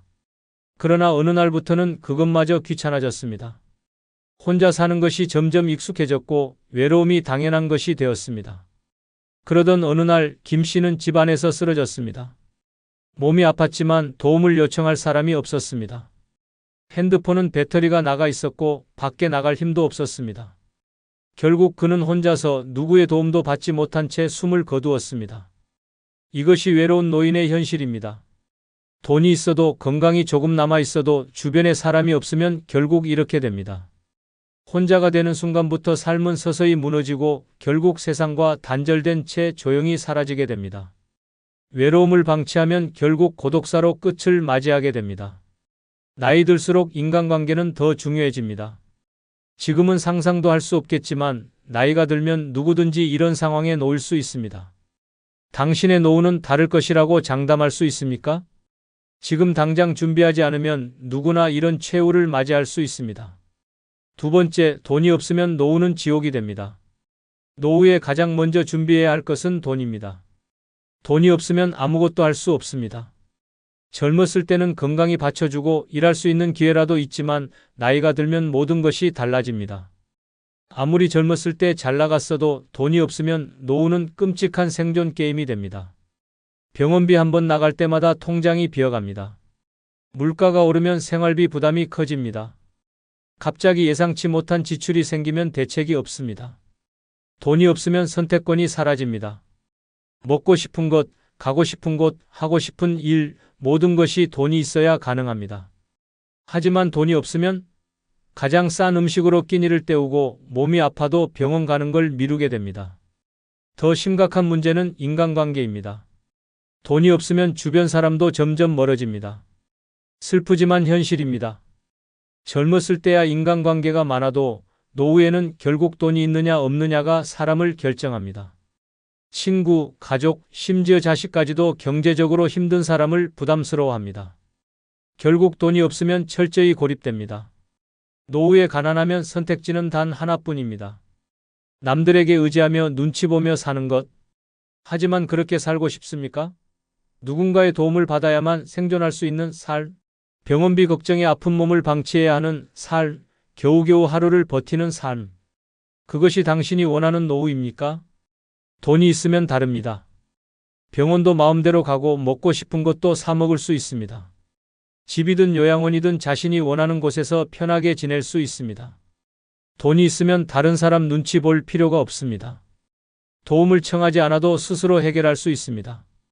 그리고 돈이 있으면 오히려 사람이 몰려옵니다. 경제적으로 안정된 사람 주변에는 언제나 사람이 있게 마련입니다. 노후에는 젊었을 때처럼 다시 돈을 벌 기회가 많지 않습니다. 나이 들어서 가장 후회하는 것 중 하나가 좀 더 미리 준비할 걸 이라는 말입니다. 하지만 그때 가서 후회해도 늦습니다. 지금 당장 늦기 전에 준비해야 합니다. 최소한의 생활비뿐만 아니라 예측하지 못한 상황까지 대비할 만큼의 돈이 있어야 합니다. 노후에 돈이 없으면 그 순간부터 인생은 끝난 것이나 다름없습니다. 아무리 건강해도 아무리 긍정적인 마음을 가져도 돈이 없으면 아무 의미가 없습니다. 돈이 있어야 편안하고 자유로운 노후를 보낼 수 있습니다. 노후를 비참하게 살 것인지 당당하게 살 것인지 그 선택은 지금 당신에게 달려 있습니다. 그렇다면 노후에 돈을 잃지 않기 위해 반드시 지켜야 할 4가지를 설명드리겠습니다. 노후에는 돈을 벌 기회가 거의 없습니다. 젊었을 때처럼 다시 일자리를 구하기도 어렵고 무리해서 사업을 시작했다가 실패하면 회복이 불가능합니다. 이제 중요한 것은 돈을 버는 것이 아니라 가진 돈을 끝까지 지키는 것입니다. 나이 들어서 돈을 잃으면 다시 되찾을 방법이 없습니다. 그렇다면 노후에 돈을 지키려면 어떻게 해야 할까요? 이 4가지만 반드시 지킨다면 노후 파산을 피할 수 있습니다. 첫째, 자녀에게 모든 돈을 주지 마라. 입니다. 많은 부모들이 자녀를 위해 재산을 미리 넘겨주지만 이것이 노후 파산의 원인이 됩니다. 자녀가 부모의 노후를 책임져 주지 않습니다. 아무리 효자, 효녀라고 해도 시간이 지나면 상황이 변합니다. 특히 재산을 미리 넘겨주면 자식이 결혼하거나 경제적으로 어려워질 때 부모를 돌보지 않는 경우가 많습니다. 설령 자녀가 도와주고 싶어도 본인의 가정이 힘들어지면 결국 부모를 챙길 여력이 없습니다. 내 돈은 끝까지 내가 관리해야 합니다. 자녀에게 도와줄 수는 있지만 본인의 생활이 무너지지 않을 만큼만 도와야 합니다. 결론, 노후에는 돈을 벌 수 없다. 지키는 것이 생존이다. 노후에는 돈을 잃으면 끝입니다. 다시 회복할 기회가 없습니다. 한번 잘못된 선택을 하면 남은 인생이 비참해질 수 있습니다. 절대 무리한 투자, 사기, 과도한 지출, 무책임한 재산 이전을 하지 마십시오. 가진 돈을 끝까지 지키는 것이 노후의 행복을 결정합니다. 지금부터라도 돈을 안전하게 관리하는 습관을 들이십시오. 노후는 돈이 있는 사람과 없는 사람의 삶이 완전히 다릅니다. 둘째, 절대 큰 돈을 투자하지 마라. 입니다. 나이가 들수록 안정적인 자산 관리가 최우선입니다. 젊었을 때처럼 한 방을 노리다가 전 재산을 날리는 경우가 많습니다. 특히 부동산, 주식, 코인 같은 고위험 투자에 함부로 손대서는 안 됩니다. 주변에서 이거 확실하다라며 유혹해도 절대 믿지 마십시오. 노후에는 돈을 불리는 것이 아니라 지키는 것이 목표입니다. 한번 잃으면 끝입니다. 나이 들어서 투자 실패를 하면 다시 일어나기가 어렵습니다. 특히 은퇴 후에는 고정 수입이 없기 때문에 투자로 손해를 보면 남은 인생이 비참해질 수 있습니다. 안정적인 예금, 연금, 그리고 최소한의 안전한 투자만 유지하십시오. 셋째, 사기당하지 마라. 입니다. 노후를 망치는 가장 큰 이유 중 하나가 사기입니다. 고령층을 노린 사기는 매년 증가하고 있습니다. 보이스피싱, 유사투자 사기, 다단계 등 돈을 벌어줄게라는 말이 들어가면 무조건 의심해야 합니다. 특히 가까운 사람이라고 방심해서는 안 됩니다. 가족, 친척, 친구라고 해도 돈을 빌려달라고 하면 반드시 확인해야 합니다. 내가 이 돈을 잃으면 다시 회복할 수 있을까? 이 질문을 먼저 해야 합니다. 사람을 믿어도 돈은 믿지 마십시오. 노후에는 돈이 생존과 직결되기 때문에 돈을 잃는 순간 모든 것이 무너질 수 있습니다. 대다수의 사기 범죄는 가까운 사람에게 당한다는 사실을 꼭 기억하기 바랍니다. 넷째, 고정 지출을 최소화하라. 입니다. 노후에는 고정 지출이 줄어들수록 생활이 편해집니다. 가장 위험한 것은 큰돈이 나가는 상황을 만들지 않는 것입니다. 예를 들어 월세, 보험료, 카드값, 자동차 유지비 같은 것들이 부담이 될 수 있습니다. 가능하면 집을 소유하고 있거나 최소한의 생활비로도 유지할 수 있는 환경을 만들어야 합니다. 나이가 들면 몸이 약해지고 예상치 못한 병원비가 들 수 있기 때문에 고정비가 많으면 금방 돈이 바닥납니다. 노후에는 단순하고 검소한 생활이 가장 안전한 선택입니다. 그럼 돈이 없는 노인의 고단한 인생의 실제 사례를 소개하겠습니다. 서울의 한 작은 고시원. 방 안에는 낡은 전기장판과 작은 가방 하나가 전부입니다. 76세의 이모 씨는 이곳에서 홀로 살아갑니다. 한때는 열심히 일하며 가정을 꾸렸고 자식들을 키워냈습니다. 하지만 은퇴 후 수입이 끊기자 상황은 완전히 달라졌습니다. 젊었을 때는 집도 있었고 가족도 있었습니다. 그러나 사업 실패와 병원비로 재산을 모두 탕진했습니다. 남은 것은 작은 연금뿐이지만 월 60만 원으로는 월세조차 내기 벅찹니다. 결국 그는 좁고 습한 고시원으로 들어갔습니다. 생활은 더욱 비참합니다. 하루에 한 끼만 먹습니다. 가장 싼 편의점 도시락을 사서 나눠 먹으며 버팁니다. 건강도 엉망입니다. 무릎 관절이 나빠 병원에 가야 하지만 진료비가 없어 진통제로 버팁니다. 돈이 없으니 교통비를 아끼려고 병원까지 1시간 넘게 걸어갑니다. 더 큰 문제는 외로움입니다. 자식들은 바쁘다는 이유로 연락을 피합니다. 몇 번 도움을 요청했지만 우리도 힘들다는 말만 돌아왔습니다. 친구들도 하나둘 세상을 떠나면서 만날 사람이 없습니다. 결국 그는 하루 종일 방 안에서 TV만 보며 시간을 보냅니다. 겨울이 되면 상황은 더 심각합니다. 난방비가 없어 전기장판 하나에 의지하며 추위를 버팁니다. 밤에는 몸이 얼어붙을 것 같지만 전기세 걱정에 마음대로 온도를 올릴 수도 없습니다. 이런 생활이 계속되면서 그는 점점 무기력해졌고 차라리 빨리 죽는 게 낫겠다는 생각까지 하게 되었습니다. 이것이 돈이 없는 노인의 현실입니다. 한때는 평범한 가장이었고 누구보다 열심히 살았던 사람도 돈이 없으면 이렇게 처참해집니다. 나이가 들면 경제활동이 어려워지고 주변 사람들도 하나둘 떠납니다. 결국 돈이 없으면 몸도 마음도 인간관계도 모두 무너집니다. 노후를 맞이할 준비가 되어 있지 않다면 이 이야기가 당신의 미래가 될 수도 있습니다. 더 늦기 전에 대비해야 합니다. 돈이 없으면 노후는 지옥이 됩니다. 세 번째, 건강이 무너지면 모든 것이 끝납니다.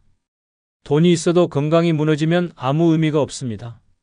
돈으로 병원비를 해결할 수는 있지만 건강을 되돌릴 수는 없습니다.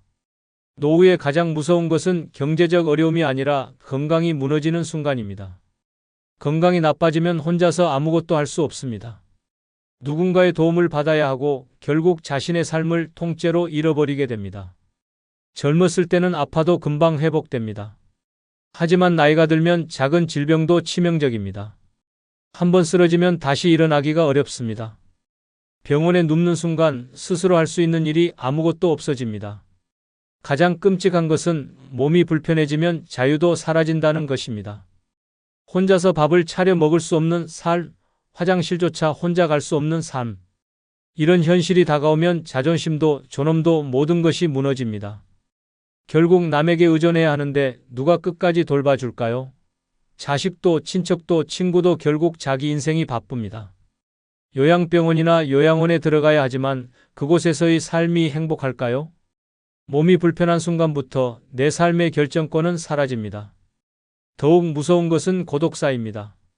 건강을 챙기지 않으면 결국 누군가가 발견해 줄 때까지 방 안에서 홀로 죽음을 맞이하는 사람이 됩니다.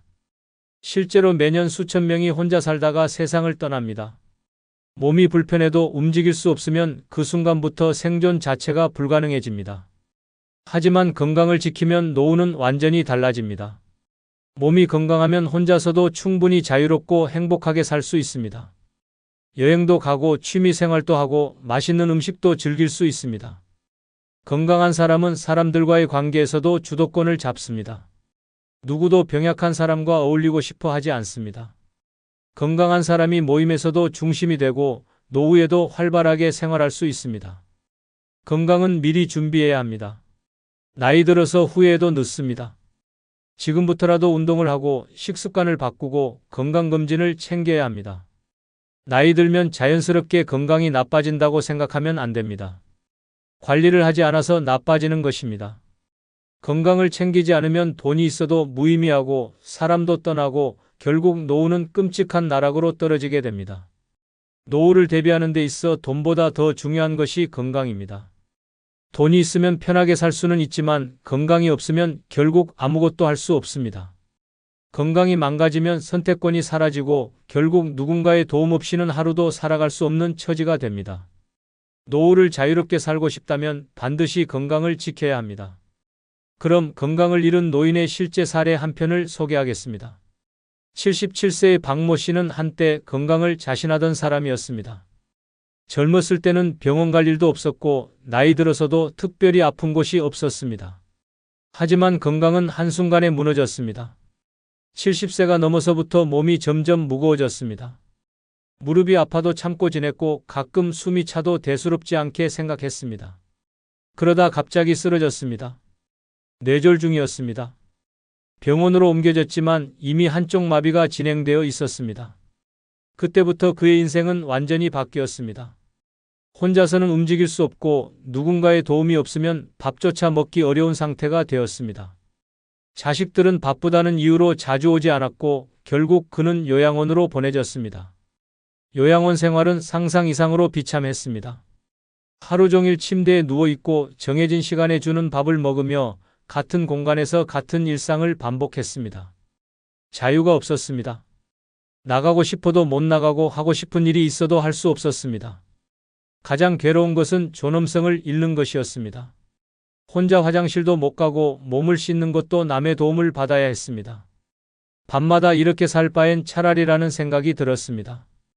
건강만 유지했더라면 이렇게까지 비참해지지는 않았을 것입니다. 이것이 건강을 잃은 노인의 현실입니다. 건강이 없으면 돈도 가족도 자존심도 다 소용없습니다. 움직일 수 없는 순간부터 삶은 자신이 아닌 남들의 손에 맡겨집니다. 건강을 지키지 않으면 누구에게도 환영받지 못하는 처지가 될 수 있습니다. 이런 노후를 원하십니까? 지금 준비하지 않으면 당신의 미래가 될 수도 있습니다. 오늘 영상이 조금이라도 도움이 되셨다면 멤버십 가입 부탁드립니다. 앞으로 더 도움이 되는 영상으로 보답하겠습니다. 늙어서 혼자 사는 게 무서웠던 김할머니. 결국 외로움을 견디지 못하고 재혼을 선택했습니다. 하지만 그 순간 그녀의 인생은 지옥으로 떨어졌습니다. 이 나이에 혼자 살 순 없지. 김할머니는 남편의 다정한 말에 속았습니다. 남은 인생 함께 의지하며 살아요. 하지만 그 말은 거짓이었습니다. 결혼 후 남편은 돌변했습니다. 생활비는커녕 김할머니의 돈까지 탐냈고 자식 문제로 끝없는 다툼이 이어졌습니다. 노후의 평온한 삶을 꿈꿨지만 현실은 더 끔찍해졌습니다. 늙어서 재혼? 행복할 거라고요? 천만의 말씀. 노년의 재혼은 잘못된 선택이 되면 평생 쌓아온 인생을 한순간에 망칠 수 있습니다. 외로움을 피하려다 더 고통스러운 나락으로 빠지는 것입니다. 지금도 외롭다고 누군가 옆에 있어야 한다고 재혼을 고민하고 있다면 김할머니의 이야기를 반드시 들어야 합니다. 당신의 노년이 지옥이 되기 전에 말입니다. 구독, 좋아요 누르시면 시작하겠습니다. 김할머니는 67세였다. 남편을 먼저 떠나보내고 혼자가 된 지 3년. 처음엔 홀가분했다. 혼자 사는 게 편하지. 이 나이에 누굴 또 만나겠어? 그렇게 스스로를 다독이며 하루하루를 버텼다. 하지만 그건 착각이었다. 현실은 점점 그녀를 무너뜨렸다. 자식들은 각자 가정을 꾸려 바빴고 친구들도 하나둘 세상을 떠나거나 요양원으로 들어갔다. 아침에 눈을 떠도 말 한마디 할 사람이 없었다. 밥을 차려도 함께 먹을 사람이 없었다.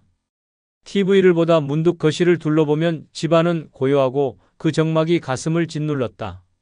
그러던 어느 날 새벽녘에 화장실을 가려다 갑자기 심장이 철렁 내려앉았다. 어지러웠다. 순간적으로 균형을 잃고 벽을 붙잡았다. 간신히 넘어지진 않았지만 온몸에 식은땀이 흘렀다. 만약 이대로 쓰러졌다면 전화할 사람도 도움을 청할 사람도 없었다. 그대로 몇 시간 아니 며칠 동안 방치되었을 수도 있다. 그 순간부터 김할머니의 머릿속엔 두려움이 자리 잡았다. 혼자 늙어간다는 게 이런 거구나. 혼자가 편하다고 생각했던 건 어리석은 착각이었다. 아프면 혼자 감당해야 했고 쓰러지면 아무도 알아주지 않았다. 그녀는 깨달았다. 늙어서 혼자 산다는 건 너무나도 무서운 일이었다. 그리고 그 불안감이 점점 커질 무렵 한 남자가 그녀의 앞에 나타났다. 김할머니가 그 남자 박 씨를 만난 건 지인의 소개였다. 70세, 몇 년 전 아내를 잃고 혼자가 된 남자였다. 둘이 나이도 비슷하니 친구처럼 지내봐요.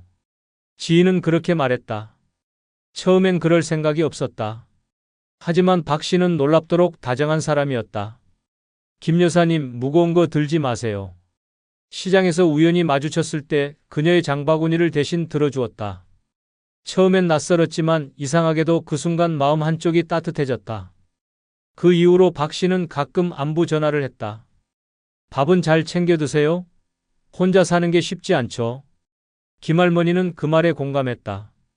그도 혼자 살며 외로움을 견디고 있었다. 그래서 어느 날 박 씨가 조용히 내뱉은 말이 그녀의 가슴을 파고들었다. 이 나이에 혼자 사는 거 너무 가혹하지 않아요? 남은 인생 서로 의지하면서 살면 좋잖아요. 그 말이 귓가에 맴돌았다. 그래, 나도 이제 누군가와 의지하며 살고 싶다. 그녀는 흔들리기 시작했다. 그리고 그날 밤 처음으로 진지하게 재혼을 고민했다. 이 사람이랑 같이 있으면 더 이상 혼자일 필요 없겠지? 하지만 그녀는 몰랐다. 그 선택이 평온했던 그녀의 노후를 지옥으로 끌고 갈 줄은. 3편 재혼을 결심한 김할머니, 그러나 그녀는 몰랐다. 박 씨는 계속해서 다정했다. 김할머니가 아프다고 하면 약을 사서 집 앞까지 가져다 주었고 시장에서 만나면 늘 무거운 짐을 들어주었다. 무엇보다 그와 이야기를 나누면 오랜만에 사람이 된 기분이었다. 혼자 밥을 먹을 때보다 같이 대화를 하면서 먹는 밥이 훨씬 맛있었다. 여사님, 저희 나이엔 건강이 제일 중요하죠. 저만 믿으세요. 함께 잘 살아봅시다. 그의 목소리는 따뜻했다. 그 말 한마디가 가슴을 울렸다. 그리고 어느 날 박 씨가 의미심장한 말을 꺼냈다. 우리 이제 남남처럼 지내지 말고 서로 의지하면서 살면 안 될까요? 그 말을 듣는 순간 김할머니의 심장이 두근거렸다. 이 사람이라면 믿어도 되겠지? 박 씨는 부드럽게 웃으며 말했다. 이 나이에 혼자 살면 너무 외롭잖아요. 함께하면 힘들 일도 줄고 서로 돌봐주면서 살면 얼마나 좋아요. 김할머니는 흔들렸다. 솔직히 두려운 마음도 있었다. 하지만 혼자가 되는 것보다야 누군가 곁에 있는 게 낫겠다고 생각했다. 그리고 결심했다. 그래요, 박 선생님. 우리 함께 삽시다. 그렇게 두 사람은 재혼을 결심했다. 김할머니는 생각했다. 이제 외롭지 않겠지. 이제는 나를 챙겨줄 사람이 생겼어. 하지만 그녀는 몰랐다. 그 선택이 그녀를 지옥의 문으로 데려갈 거라는 걸. 결혼 첫날 박 씨는 활짝 웃으며 말했다. 여보, 이제 외로울 일 없어요. 우리 행복하게 살아요. 김할머니도 덩달아 기분이 좋았다. 이제야 진짜 가족이 생겼구나. 하지만 그 행복감은 오래가지 않았다. 결혼한 지 한 달도 안 돼서 이상한 기류가 감지되기 시작했다. 처음엔 사소한 것들이었다. 여보, 이번에 생활비가 좀 부족한데 30만 원만 빌려줘요. 다음 달에 줄게. 김할머니는 별 생각 없이 돈을 건넸다. 부부 사이에 이 정도야 문제될 것 없지. 그런데 그게 시작이었다. 한 달 후 다시 같은 말을 했다. 이번엔 50만 원만 도와줘요. 곧 갚을게. 그리고 한 달이 지나자 금액은 점점 커졌다. 내가 좀 투자하려고 하는데 1,000만 원만 빌려줄 수 있어? 김할머니는 순간 당황했다. 아니, 무슨 투자요? 우리가 그럴 돈이 어디 있어요? 그러자 박 씨의 표정이 순식간에 굳어졌다. 아니, 부부끼리 돈 문제도 못 도와줘? 내가 당신 돈 훔쳐가기라도 했어? 그 순간 김할머니는 가슴이 철렁 내려앉았다. 이 사람, 내가 알던 그 사람이 맞나? 그뿐만이 아니었다. 박 씨의 자식들까지 문제였다. 어느 날 박 씨의 아들이 찾아왔다. 아버지, 요즘 좀 힘들어요. 돈이 급해서 그러는데 좀 도와주시면 안 될까요? 김할머니는 듣는 순간 심장이 덜컥 내려앉았다. 그런데 더 황당한 건 박 씨였다. 자연스럽게 김할머니를 바라보며 말했다. 여보, 우리 좀 도와주자. 그래도 내 자식인데 외면할 수 없잖아. 아니, 내 자식도 아닌데 왜 내가? 김할머니는 입이 쏙 다물어졌다. 하지만 자식 문제로 다투고 싶지 않았다. 결국 그녀는 마지못해 돈을 내주었다. 그리고 그날 밤 김할머니는 심각한 고민에 빠졌다. 이거 뭔가 이상하다. 내가 재혼한 건 남편이지 그의 가족을 떠안은 게 아니잖아? 다음 날 조심스럽게 박 씨에게 말했다. 여보, 우리 각자 경제적으로 독립하는 게 좋겠어요. 돈 문제는 서로 신경 쓰지 말고요. 그러자 박 씨의 얼굴이 굳어졌다. 뭐? 부부가 돈을 따로 쓰자고? 당신 혹시 나한테 돈 뜯길까봐 그러는 거야? 김할머니는 순간 숨이 턱 막혔다. 아니, 그런 게 아니라. 아니긴 뭐가 아니야. 내가 돈 보고 결혼했냐고? 그의 눈빛이 변했다. 이전에 다정했던 모습은 사라지고 낯선 사람이 눈앞에 서 있었다. 그 순간 김할머니는 깨달았다. 나는 지금 아주 큰 실수를 했다. 하지만 이미 늦었다. 그녀는 돌이킬 수 없는 선택을 해버렸다. 결혼 후 박 씨의 진짜 모습이 드러난 건 돈 문제만이 아니었다. 이번엔 시댁 식구들이 들이닥쳤다. 어느 날 김할머니는 평소처럼 집에서 쉬고 있었다. 그런데 갑자기 초인종이 울렸다. 문을 열자 낯선 중년 여성이 서 있었다. 안녕하세요, 어머님. 저 박 선생님 딸이에요. 김할머니는 순간 당황했다. 아니, 처음 보는 사람인데 왜 이렇게 반갑지? 그녀가 들어오기도 전에 박 씨가 벌써 환하게 웃으며 손짓했다. 아이고, 우리 딸 왔어? 어서 와. 어머니랑 친하게 지내. 그리고 그날부터 김할머니의 집은 시댁들의 놀이터가 되었다. 시댁 밥상까지 차리게 하다. 박 씨의 딸은 자주 들렀다. 처음엔 가끔 오는가 싶더니 나중엔 주말마다 나타났다. 올 때마다 아버지 뭐 먹을 거 없어요? 하더니 김할머니가 밥을 차려주면 역시 어머님 손맛은 최고예요 라며 싹싹 긁어 먹었다. 문제는 그뿐이 아니었다. 박 씨의 아들도 손주들도 하나둘씩 등장했다.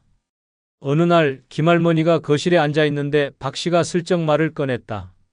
여보, 이번 주말에 우리 아들 네 가족이 오기로 했어. 응? 갑자기?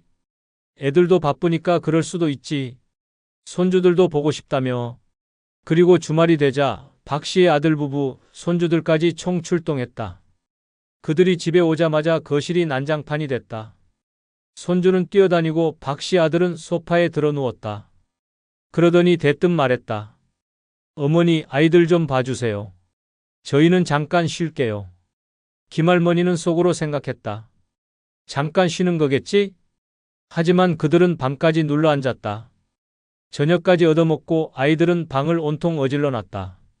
설거지는 김할머니 차지였다. 그날 밤 박 씨에게 조심스럽게 말했다. 여보, 우리도 이제 나이가 있는데 너무 북적거리는 건 힘들어. 그러자 박 씨가 발끈했다. 아니, 내 자식들 오는 게 뭐가 문제야? 문제가 아니라 우리도 편히 쉬고 싶잖아. 당신 혹시 내 가족 싫어하는 거야? 그런 게 아니라. 아니긴 뭐가 아니야. 난 당신 가족도 다 받아줬잖아. 김할머니는 순간 어이가 없었다. 받아주긴 뭘 받아줘? 내 가족은 단 한 번도 부른 적이 없는데. 그리고 그날 이후 박 씨의 가족들은 눈치도 없이 더 자주 찾아왔다. 김할머니는 깨달았다. 나는 이 집에서 주인이 아니라 그냥 시댁의 하녀가 된 거다. 이제 와서 그만두고 싶어도 이미 너무 깊숙이 얽혀버렸다. 김할머니의 삶은 점점 지옥이 되어가고 있었다. 김할머니는 시댁이 들락거리는 문제도 힘들었지만 더 큰 문제가 곧 터졌다. 어느 날 저녁 박 씨가 뜬금없이 말했다. 여보, 우리 집 문서를 공동명의로 바꾸는 게 어때? 김할머니는 순간 귀를 의심했다. 뭐라고? 이제 부부가 됐으니 집도 공동으로 하면 좋잖아. 그래야 서로 믿고 살지. 순간 김할머니의 머릿속에 경고음이 울렸다. 이제 와서 내 집을 공동명의로 하자고? 이 집은 김할머니가 남편과 함께 살던 곳으로 평생을 일하며 힘들게 마련한 곳이었다. 그런데 이제 와서 박 씨가 자기 이름을 올리겠다고? 여보, 이 집은 내 평생의 전 재산이에요. 공동명의는 좀 어렵겠어요. 그러자 박 씨가 얼굴을 구기더니 곧 불쾌한 표정을 지었다. 아니, 부부끼리 이 정도도 못해? 그게 아니라 이건 내 남편과 함께 지켜온 집이고 난 이걸 지키고 싶어요. 그러자 박 씨가 비웃듯 말했다.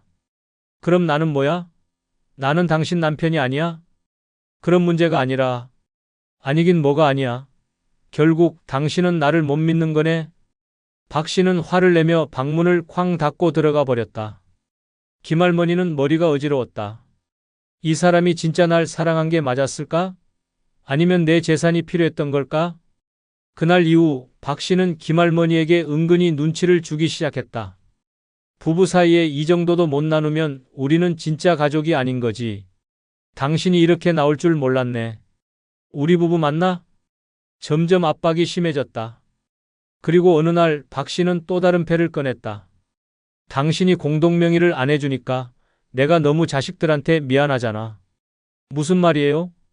내 자식들도 내가 여기 살면서 자기들 몫이 없어지는 거 아닌가 걱정하더라고.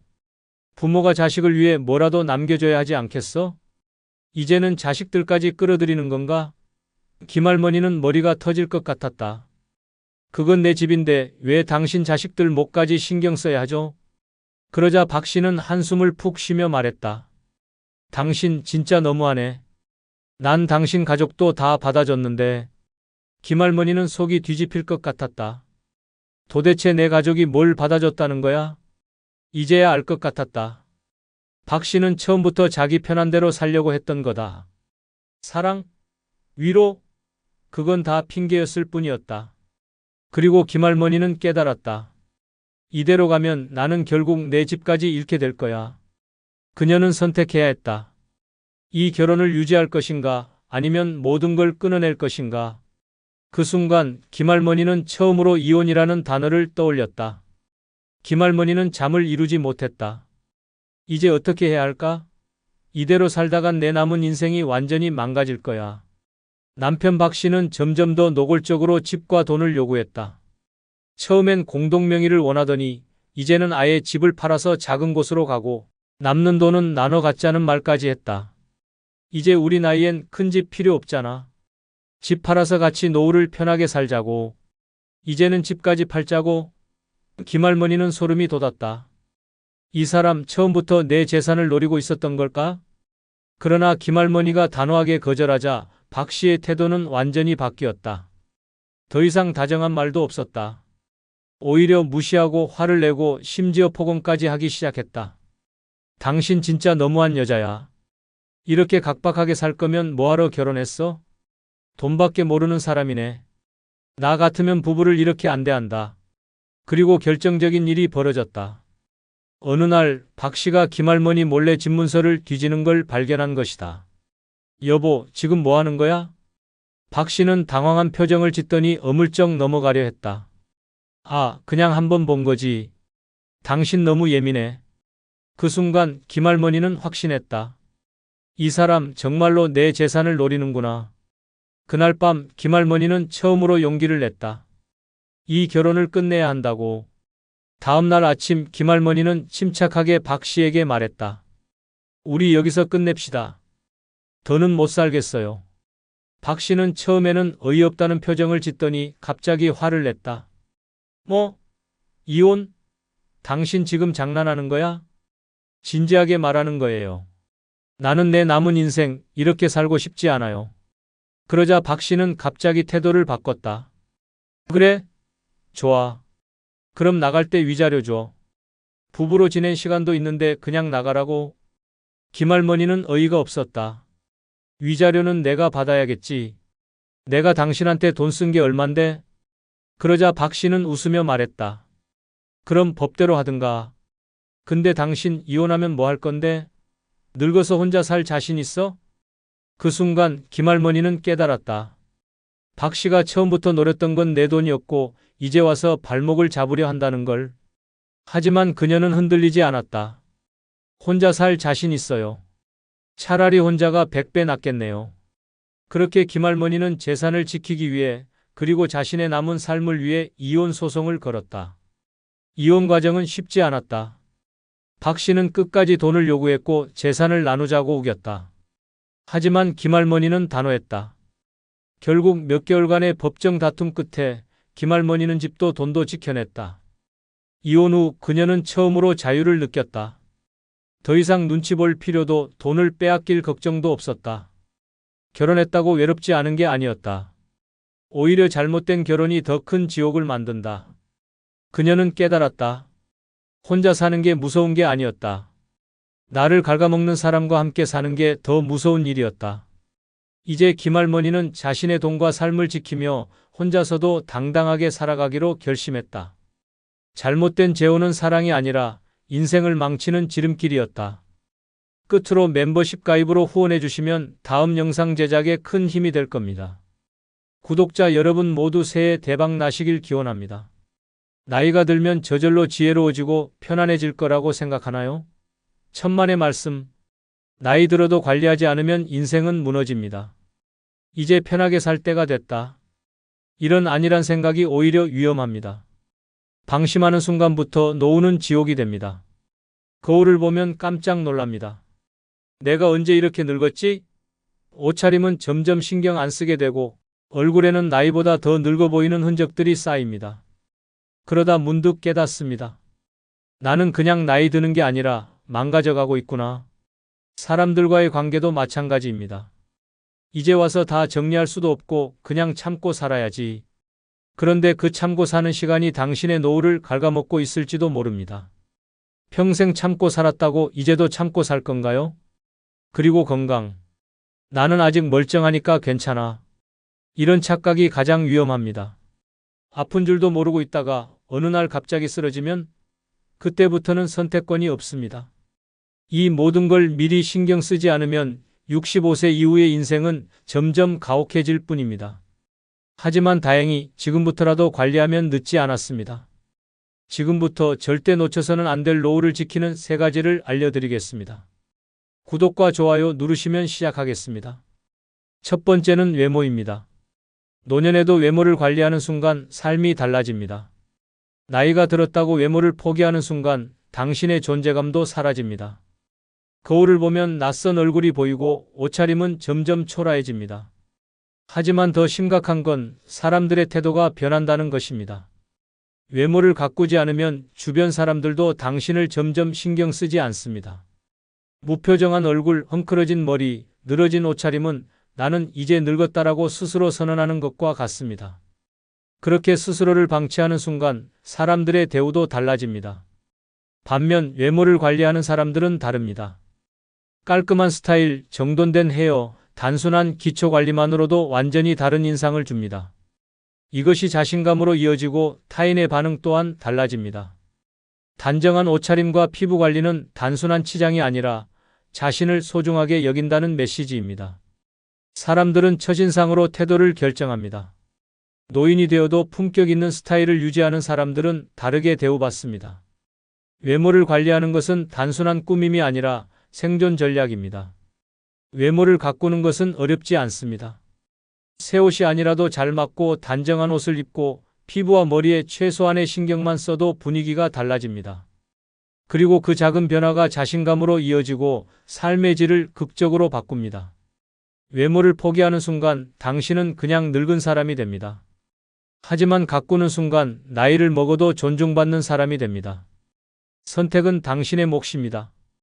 그냥 늙어갈 것인가 아니면 당당하게 나이를 들 것인가? 그럼 이와 관련된 실제 사례 한 편을 소개해 드리겠습니다. 68세 김할머니는 젊었을 때 누구보다 멋을 알던 사람이었습니다. 하지만 남편을 떠나보내고 나이가 들면서 이제 누굴 위해 꾸미나? 라는 생각이 들었습니다. 어느 순간부터 거울 보는 횟수가 줄어들었고 외출할 때도 헝클어진 머리에 낡은 옷을 그대로 걸쳤습니다. 그러던 어느 날 그녀는 동창 모임에 나갔습니다. 오랜만에 친구들을 만나 반가웠지만 이상한 기분이 들었습니다. 다들 왜 이렇게 젊어 보이지? 친구들은 단정한 머리에 화사한 옷을 입고 있었습니다. 반면 그녀는 거울도 안 보고 나온 탓에 축 늘어진 옷에 칙칙한 얼굴로 혼자 초라해 보였습니다. 친구들이 반갑게 인사하긴 했지만 대화가 오래 이어지지 않았습니다. 그러다 결정적인 순간이 찾아왔습니다. 식사를 마치고 계산을 하려는데 식당 직원이 김할머니만 빼고 친구들에게 고개를 숙이며 정중하게 말했습니다. 어머님들 계산 도와드릴까요? 김할머니는 순간 멍해졌습니다. 나도 여기 앉아 있는데 왜 나만 쏙 빼고 말하지? 친구들은 젊어 보이고 당당한 모습이었지만 자신은 남루한 모습 때문에 직원에게 그냥 나이든 노인으로 보였던 것이었습니다. 그날 집으로 돌아온 후 김할머니는 거울을 봤습니다. 축 처진 얼굴, 정리되지 않은 머리, 생기 없는 표정. 내가 이렇게까지 늙어 보였나? 그제야 깨달았습니다. 외모를 가꾸지 않으면 그냥 사회에서 보이지 않는 사람이 되는구나. 그녀는 다음 날부터 달라졌습니다. 미용실에 가서 머리를 손질했고 옷을 정갈하게 입었으며 화장도 살짝 했습니다. 그리고 다시 친구들을 만났을 때 직원의 태도는 완전히 달라졌습니다. 어머님, 이쪽 자리로 안내해 드릴게요. 김할머니는 속으로 생각했습니다. 결국 외모가 나를 대하는 세상의 태도를 결정하는구나. 65세가 넘어도 외모를 신경 써야 하는 이유는 단순합니다. 신경 쓰지 않는 순간 사람들은 당신을 더 이상 중요한 존재로 여기지 않기 때문입니다. 둘째, 상처 주는 인간관계 정리입니다. 이제라도 끊어내지 않으면 남은 인생까지 망가집니다. 나이가 들수록 인간관계는 더욱 중요해집니다. 하지만 모든 관계가 소중한 것은 아닙니다. 어떤 관계는 오히려 인생을 갉아먹고 스트레스를 주며 후회만 남깁니다. 나이가 들어서도 여전히 나를 힘들게 하는 사람이 있다면 그 관계는 더 이상 인연이 아닙니다. 그것은 족쇄입니다. 사람들은 흔히 가족이니까, 오랜 친구니까, 오랫동안 알고 지낸 사이니까 참고 살아야 한다고 생각합니다. 하지만 평생 참고 살아왔음에도 불구하고 여전히 내 희생을 요구하는 사람들이 있습니다. 자식들은 부모의 헌신을 당연하게 여기며 돈을 요구하고 친구들은 늘 자기 고민만 털어놓으며 감정을 쏟아냅니다. 가족이라는 이유로 무례하게 굴고 나를 무시하는 사람들도 있습니다. 나이를 먹었다고 해서 계속 참고만 살아야 할 이유는 없습니다. 상처를 주는 인간관계를 정리하지 않으면 남은 인생도 희생만 하다가 끝날 수 있습니다. 남은 시간이 얼마 남지 않았다면 그 시간을 나를 소중히 여기는 사람들에게 쓰는 것이 더 현명합니다. 나를 이용하려는 사람들과의 관계를 유지하는 것은 스스로를 불행 속에 가두는 일입니다. 관계를 정리해야 할 사람은 분명합니다. 연락이 오면 마음이 무겁고 피곤한 사람들이 있습니다. 항상 내가 먼저 연락해야 유지되는 관계도 있습니다. 만날 때마다 내 감정을 무시하고 나의 이야기는 들으려 하지 않는 사람도 있습니다. 이들은 결코 나에게 도움이 되는 사람이 아닙니다. 오히려 내 인생을 피곤하게 만들고 내 감정을 소모시키는 존재들입니다. 이제라도 과감하게 정리해야 합니다.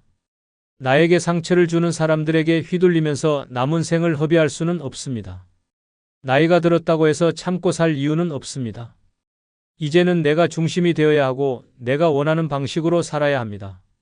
내가 원하는 관계를 선택하고 나를 존중하는 사람들과만 함께 해야 합니다. 상처 주는 인간관계를 끊는 순간 삶이 훨씬 가벼워집니다. 나를 소중히 하는 사람들과 함께하는 시간이 많아질수록 노후는 더욱 행복해집니다. 더 이상 어쩔 수 없다는 이유로 스스로를 희생하지 않아야 합니다. 상처를 주는 인간관계는 이제 단호하게 정리해야 합니다. 그럼 이와 관련된 실제 사례 한 편을 소개해 드리겠습니다. 70세 김할머니는 늘 친구는 평생 가는 인연이다라고 믿었습니다. 젊을 때부터 친구들에게 베푸는 걸 당연하게 여겼고 누군가 어려운 일이 생기면 가장 먼저 달려가는 사람이었습니다. 친구들이 돈이 필요하다고 하면 빌려주고 몸이 아프다고 하면 직접 찾아가 돌봐주었습니다. 하지만 세월이 흐르고 김할머니도 점점 나이가 들었습니다. 어느 날 건강이 악화되어 병원에 입원하게 되었습니다. 그때 김할머니는 믿었던 친구들이 단 한 명도 찾아오지 않았다는 사실을 깨닫게 되었습니다. 한 친구에게 전화를 걸었습니다. 나 병원에 입원했어. 시간 되면 한번 와줄 수 있을까? 하지만 돌아온 대답은 차가웠습니다. 아이고, 요즘 나도 바빠서 힘들어. 얼른 회복하고 밥이나 같이 먹자. 김할머니는 아무 말도 하지 못했습니다. 평생 친구들을 위해 희생했지만 정작 자신이 필요할 때는 아무도 남아있지 않았습니다. 그 후 퇴원하고 나서 다시 연락이 왔습니다. 김 여사, 요즘 뭐해? 나 좀 급한 일 있는데 돈 좀 빌려줄 수 있어? 그 순간 김할머니는 깨달았습니다. 이 관계는 친구가 아니라 단순한 이용 관계였다는 것을. 그동안 그녀는 오래된 친구이니까, 가족 같은 사이니까라고 생각하며 참고 살아왔습니다. 하지만 결국 친구라고 해서 다 남겨야 하는 관계는 아니라는 사실을 늦게 깨달았습니다. 상처 주는 인간관계를 끊지 않으면 남은 인생도 희생만 하다가 끝납니다. 당신을 진심으로 아끼고 힘들 때 함께하는 사람들만 남기십시오. 김할머니는 너무 늦게 깨달았습니다. 하지만 당신은 아직 늦지 않았습니다. 지금이라도 당신을 이용하는 관계는 정리해야 합니다. 그렇지 않으면 김할머니의 미래가 곧 당신의 미래가 될 수도 있습니다. 셋째, 정기 건강검진입니다. 병은 기다려주지 않습니다. 건강이 무너지면 모든 것이 끝입니다. 돈이 있어도 가족이 있어도 몸이 아프면 아무 소용이 없습니다. 하지만 많은 사람들이 착각합니다. 나는 아직 멀쩡하다. 몸이 아프지 않으니까 괜찮다. 그렇게 방심하는 순간 병은 조용히 몸속에서 자리를 잡고 있습니다. 사람들은 건강을 잃고 나서야 후회합니다. 그때 건강검진만 받았어도 이렇게까지 되진 않았을 텐데 하지만 후회해도 늦습니다. 건강검진을 받지 않으면 몸 안에서 벌어지는 위험을 절대 알 수 없습니다. 겉으로는 멀쩡해 보여도 몸속에서는 조용히 병이 자라고 있을 수도 있습니다. 건강검진을 미루는 사람들은 대부분 같은 말을 합니다. 나는 지금 아무 이상 없어. 하지만 몸은 갑자기 무너지지 않습니다. 어느 날 갑자기 심장이 멈추는 것도 쓰러지는 것도 모두 몸속에서 오래전부터 준비된 일입니다. 건강검진을 받지 않으면 병원에 가는 날은 단 한 번뿐입니다. 바로 응급실에 실려가는 날입니다. 병은 기다려주지 않습니다. 조기에 발견하면 간단한 치료로 끝날 일을 방치하면 인생 전체가 흔들립니다. 주변을 보면 건강검진을 받지 않고 버티다가 어느 날 갑자기 쓰러져서 병원 신세를 지는 사람들이 많습니다. 병원비는 상상을 초월하고 회복도 쉽지 않습니다. 걷는 것조차 어려워지고 남은 생을 병원 침대에서 보내야 할 수도 있습니다. 정기 건강검진은 단순한 검사 이상의 의미가 있습니다. 그것은 미래를 지키는 보험이며 건강을 유지하는 필수적인 행동입니다. 아프지 않을 때 건강검진을 받아야 합니다. 아플 때 가는 병원은 이미 늦은 병원입니다. 건강검진을 미루지 마십시오. 괜찮겠지라는 생각이 당신을 위험에 빠뜨립니다. 지금 당장 건강을 확인하고 조기에 관리하십시오. 몸을 지키는 것이 곧 인생을 지키는 길입니다. 건강이 무너지면 모든 것이 끝입니다. 돈이 있어도 가족이 있어도 몸이 아프면 아무 소용이 없습니다. 하지만 많은 사람들이 착각합니다. 나는 아직 멀쩡하다. 몸이 아프지 않으니까 괜찮다. 그렇게 방심하는 순간 병은 조용히 몸속에서 자리를 잡고 있습니다. 사람들은 건강을 잃고 나서야 후회합니다. 그때 건강검진만 받았어도 이렇게까지 되진 않았을 텐데 하지만 후회해도 늦습니다. 건강검진을 받지 않으면 몸 안에서 벌어지는 위험을 절대 알 수 없습니다. 겉으로는 멀쩡해 보여도 몸속에서는 조용히 병이 자라고 있을 수도 있습니다. 건강검진을 미루는 사람들은 대부분 같은 말을 합니다. 나는 지금 아무 이상 없어. 하지만 몸은 갑자기 무너지지 않습니다. 어느 날 갑자기 심장이 멈추는 것도 쓰러지는 것도 모두 몸속에서 오래전부터 준비된 일입니다. 건강검진을 받지 않으면 병원에 가는 날은 단 한 번뿐입니다. 바로 응급실에 실려가는 날입니다. 병은 기다려주지 않습니다. 조기에 발견하면 간단한 치료로 끝날 일을 방치하면 인생 전체가 흔들립니다. 주변을 보면 건강검진을 받지 않고 버티다가 어느 날 갑자기 쓰러져서 병원 신세를 지는 사람들이 많습니다. 병원비는 상상을 초월하고 회복도 쉽지 않습니다. 걷는 것조차 어려워지고 남은 생을 병원 침대에서 보내야 할 수도 있습니다. 정기 건강검진은 단순한 검사 이상의 의미가 있습니다.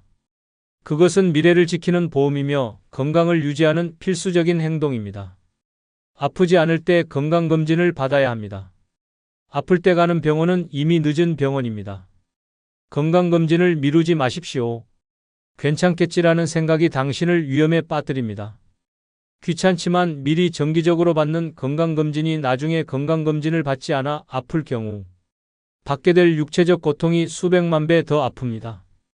지금 당장 건강을 확인하고 조기에 관리하십시오. 몸을 지키는 것이 곧 인생을 지키는 길입니다. 그럼 이와 관련된 실제 사례 한 편을 소개하겠습니다. 72세 박 할아버지는 평생 건강하다는 말을 들어왔습니다. 젊을 때부터 감기 한 번 걸리지 않았고 특별히 아픈 것도 없었습니다. 그래서 건강검진은 나와 상관없는 일이라며 한 번도 제대로 받아본 적이 없었습니다. 가족들이 검진을 받으라고 할 때마다 대답은 같았습니다. 괜찮아.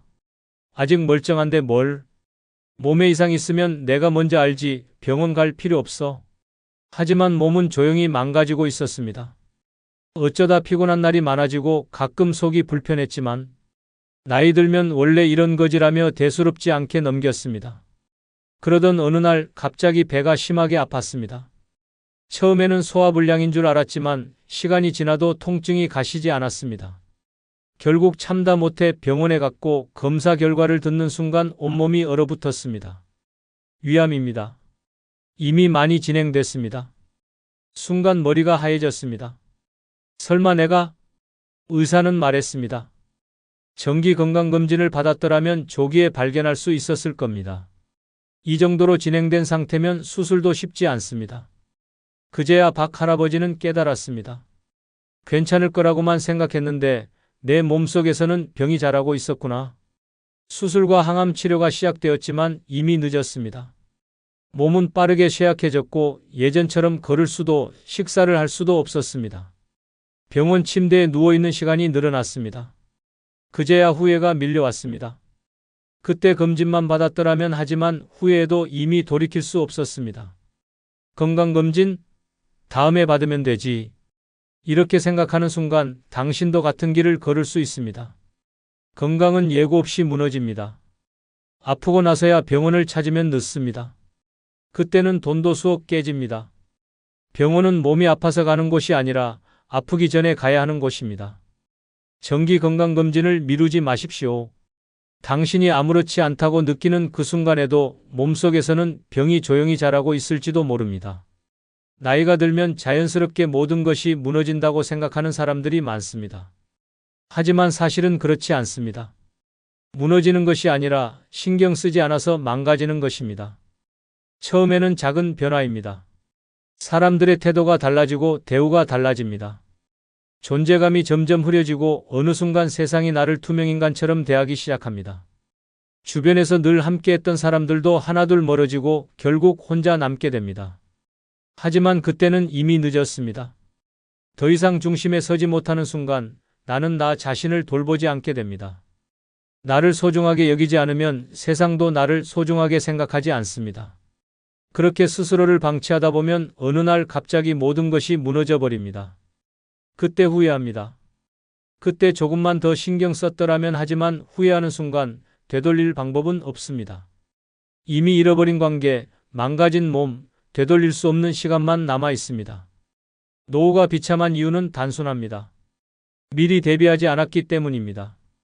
지금이라도 늦지 않았습니다. 당신의 삶을 당신이 직접 돌보십시오. 스스로 신경 쓰지 않으면 누구도 당신을 대신 지켜주지 않습니다.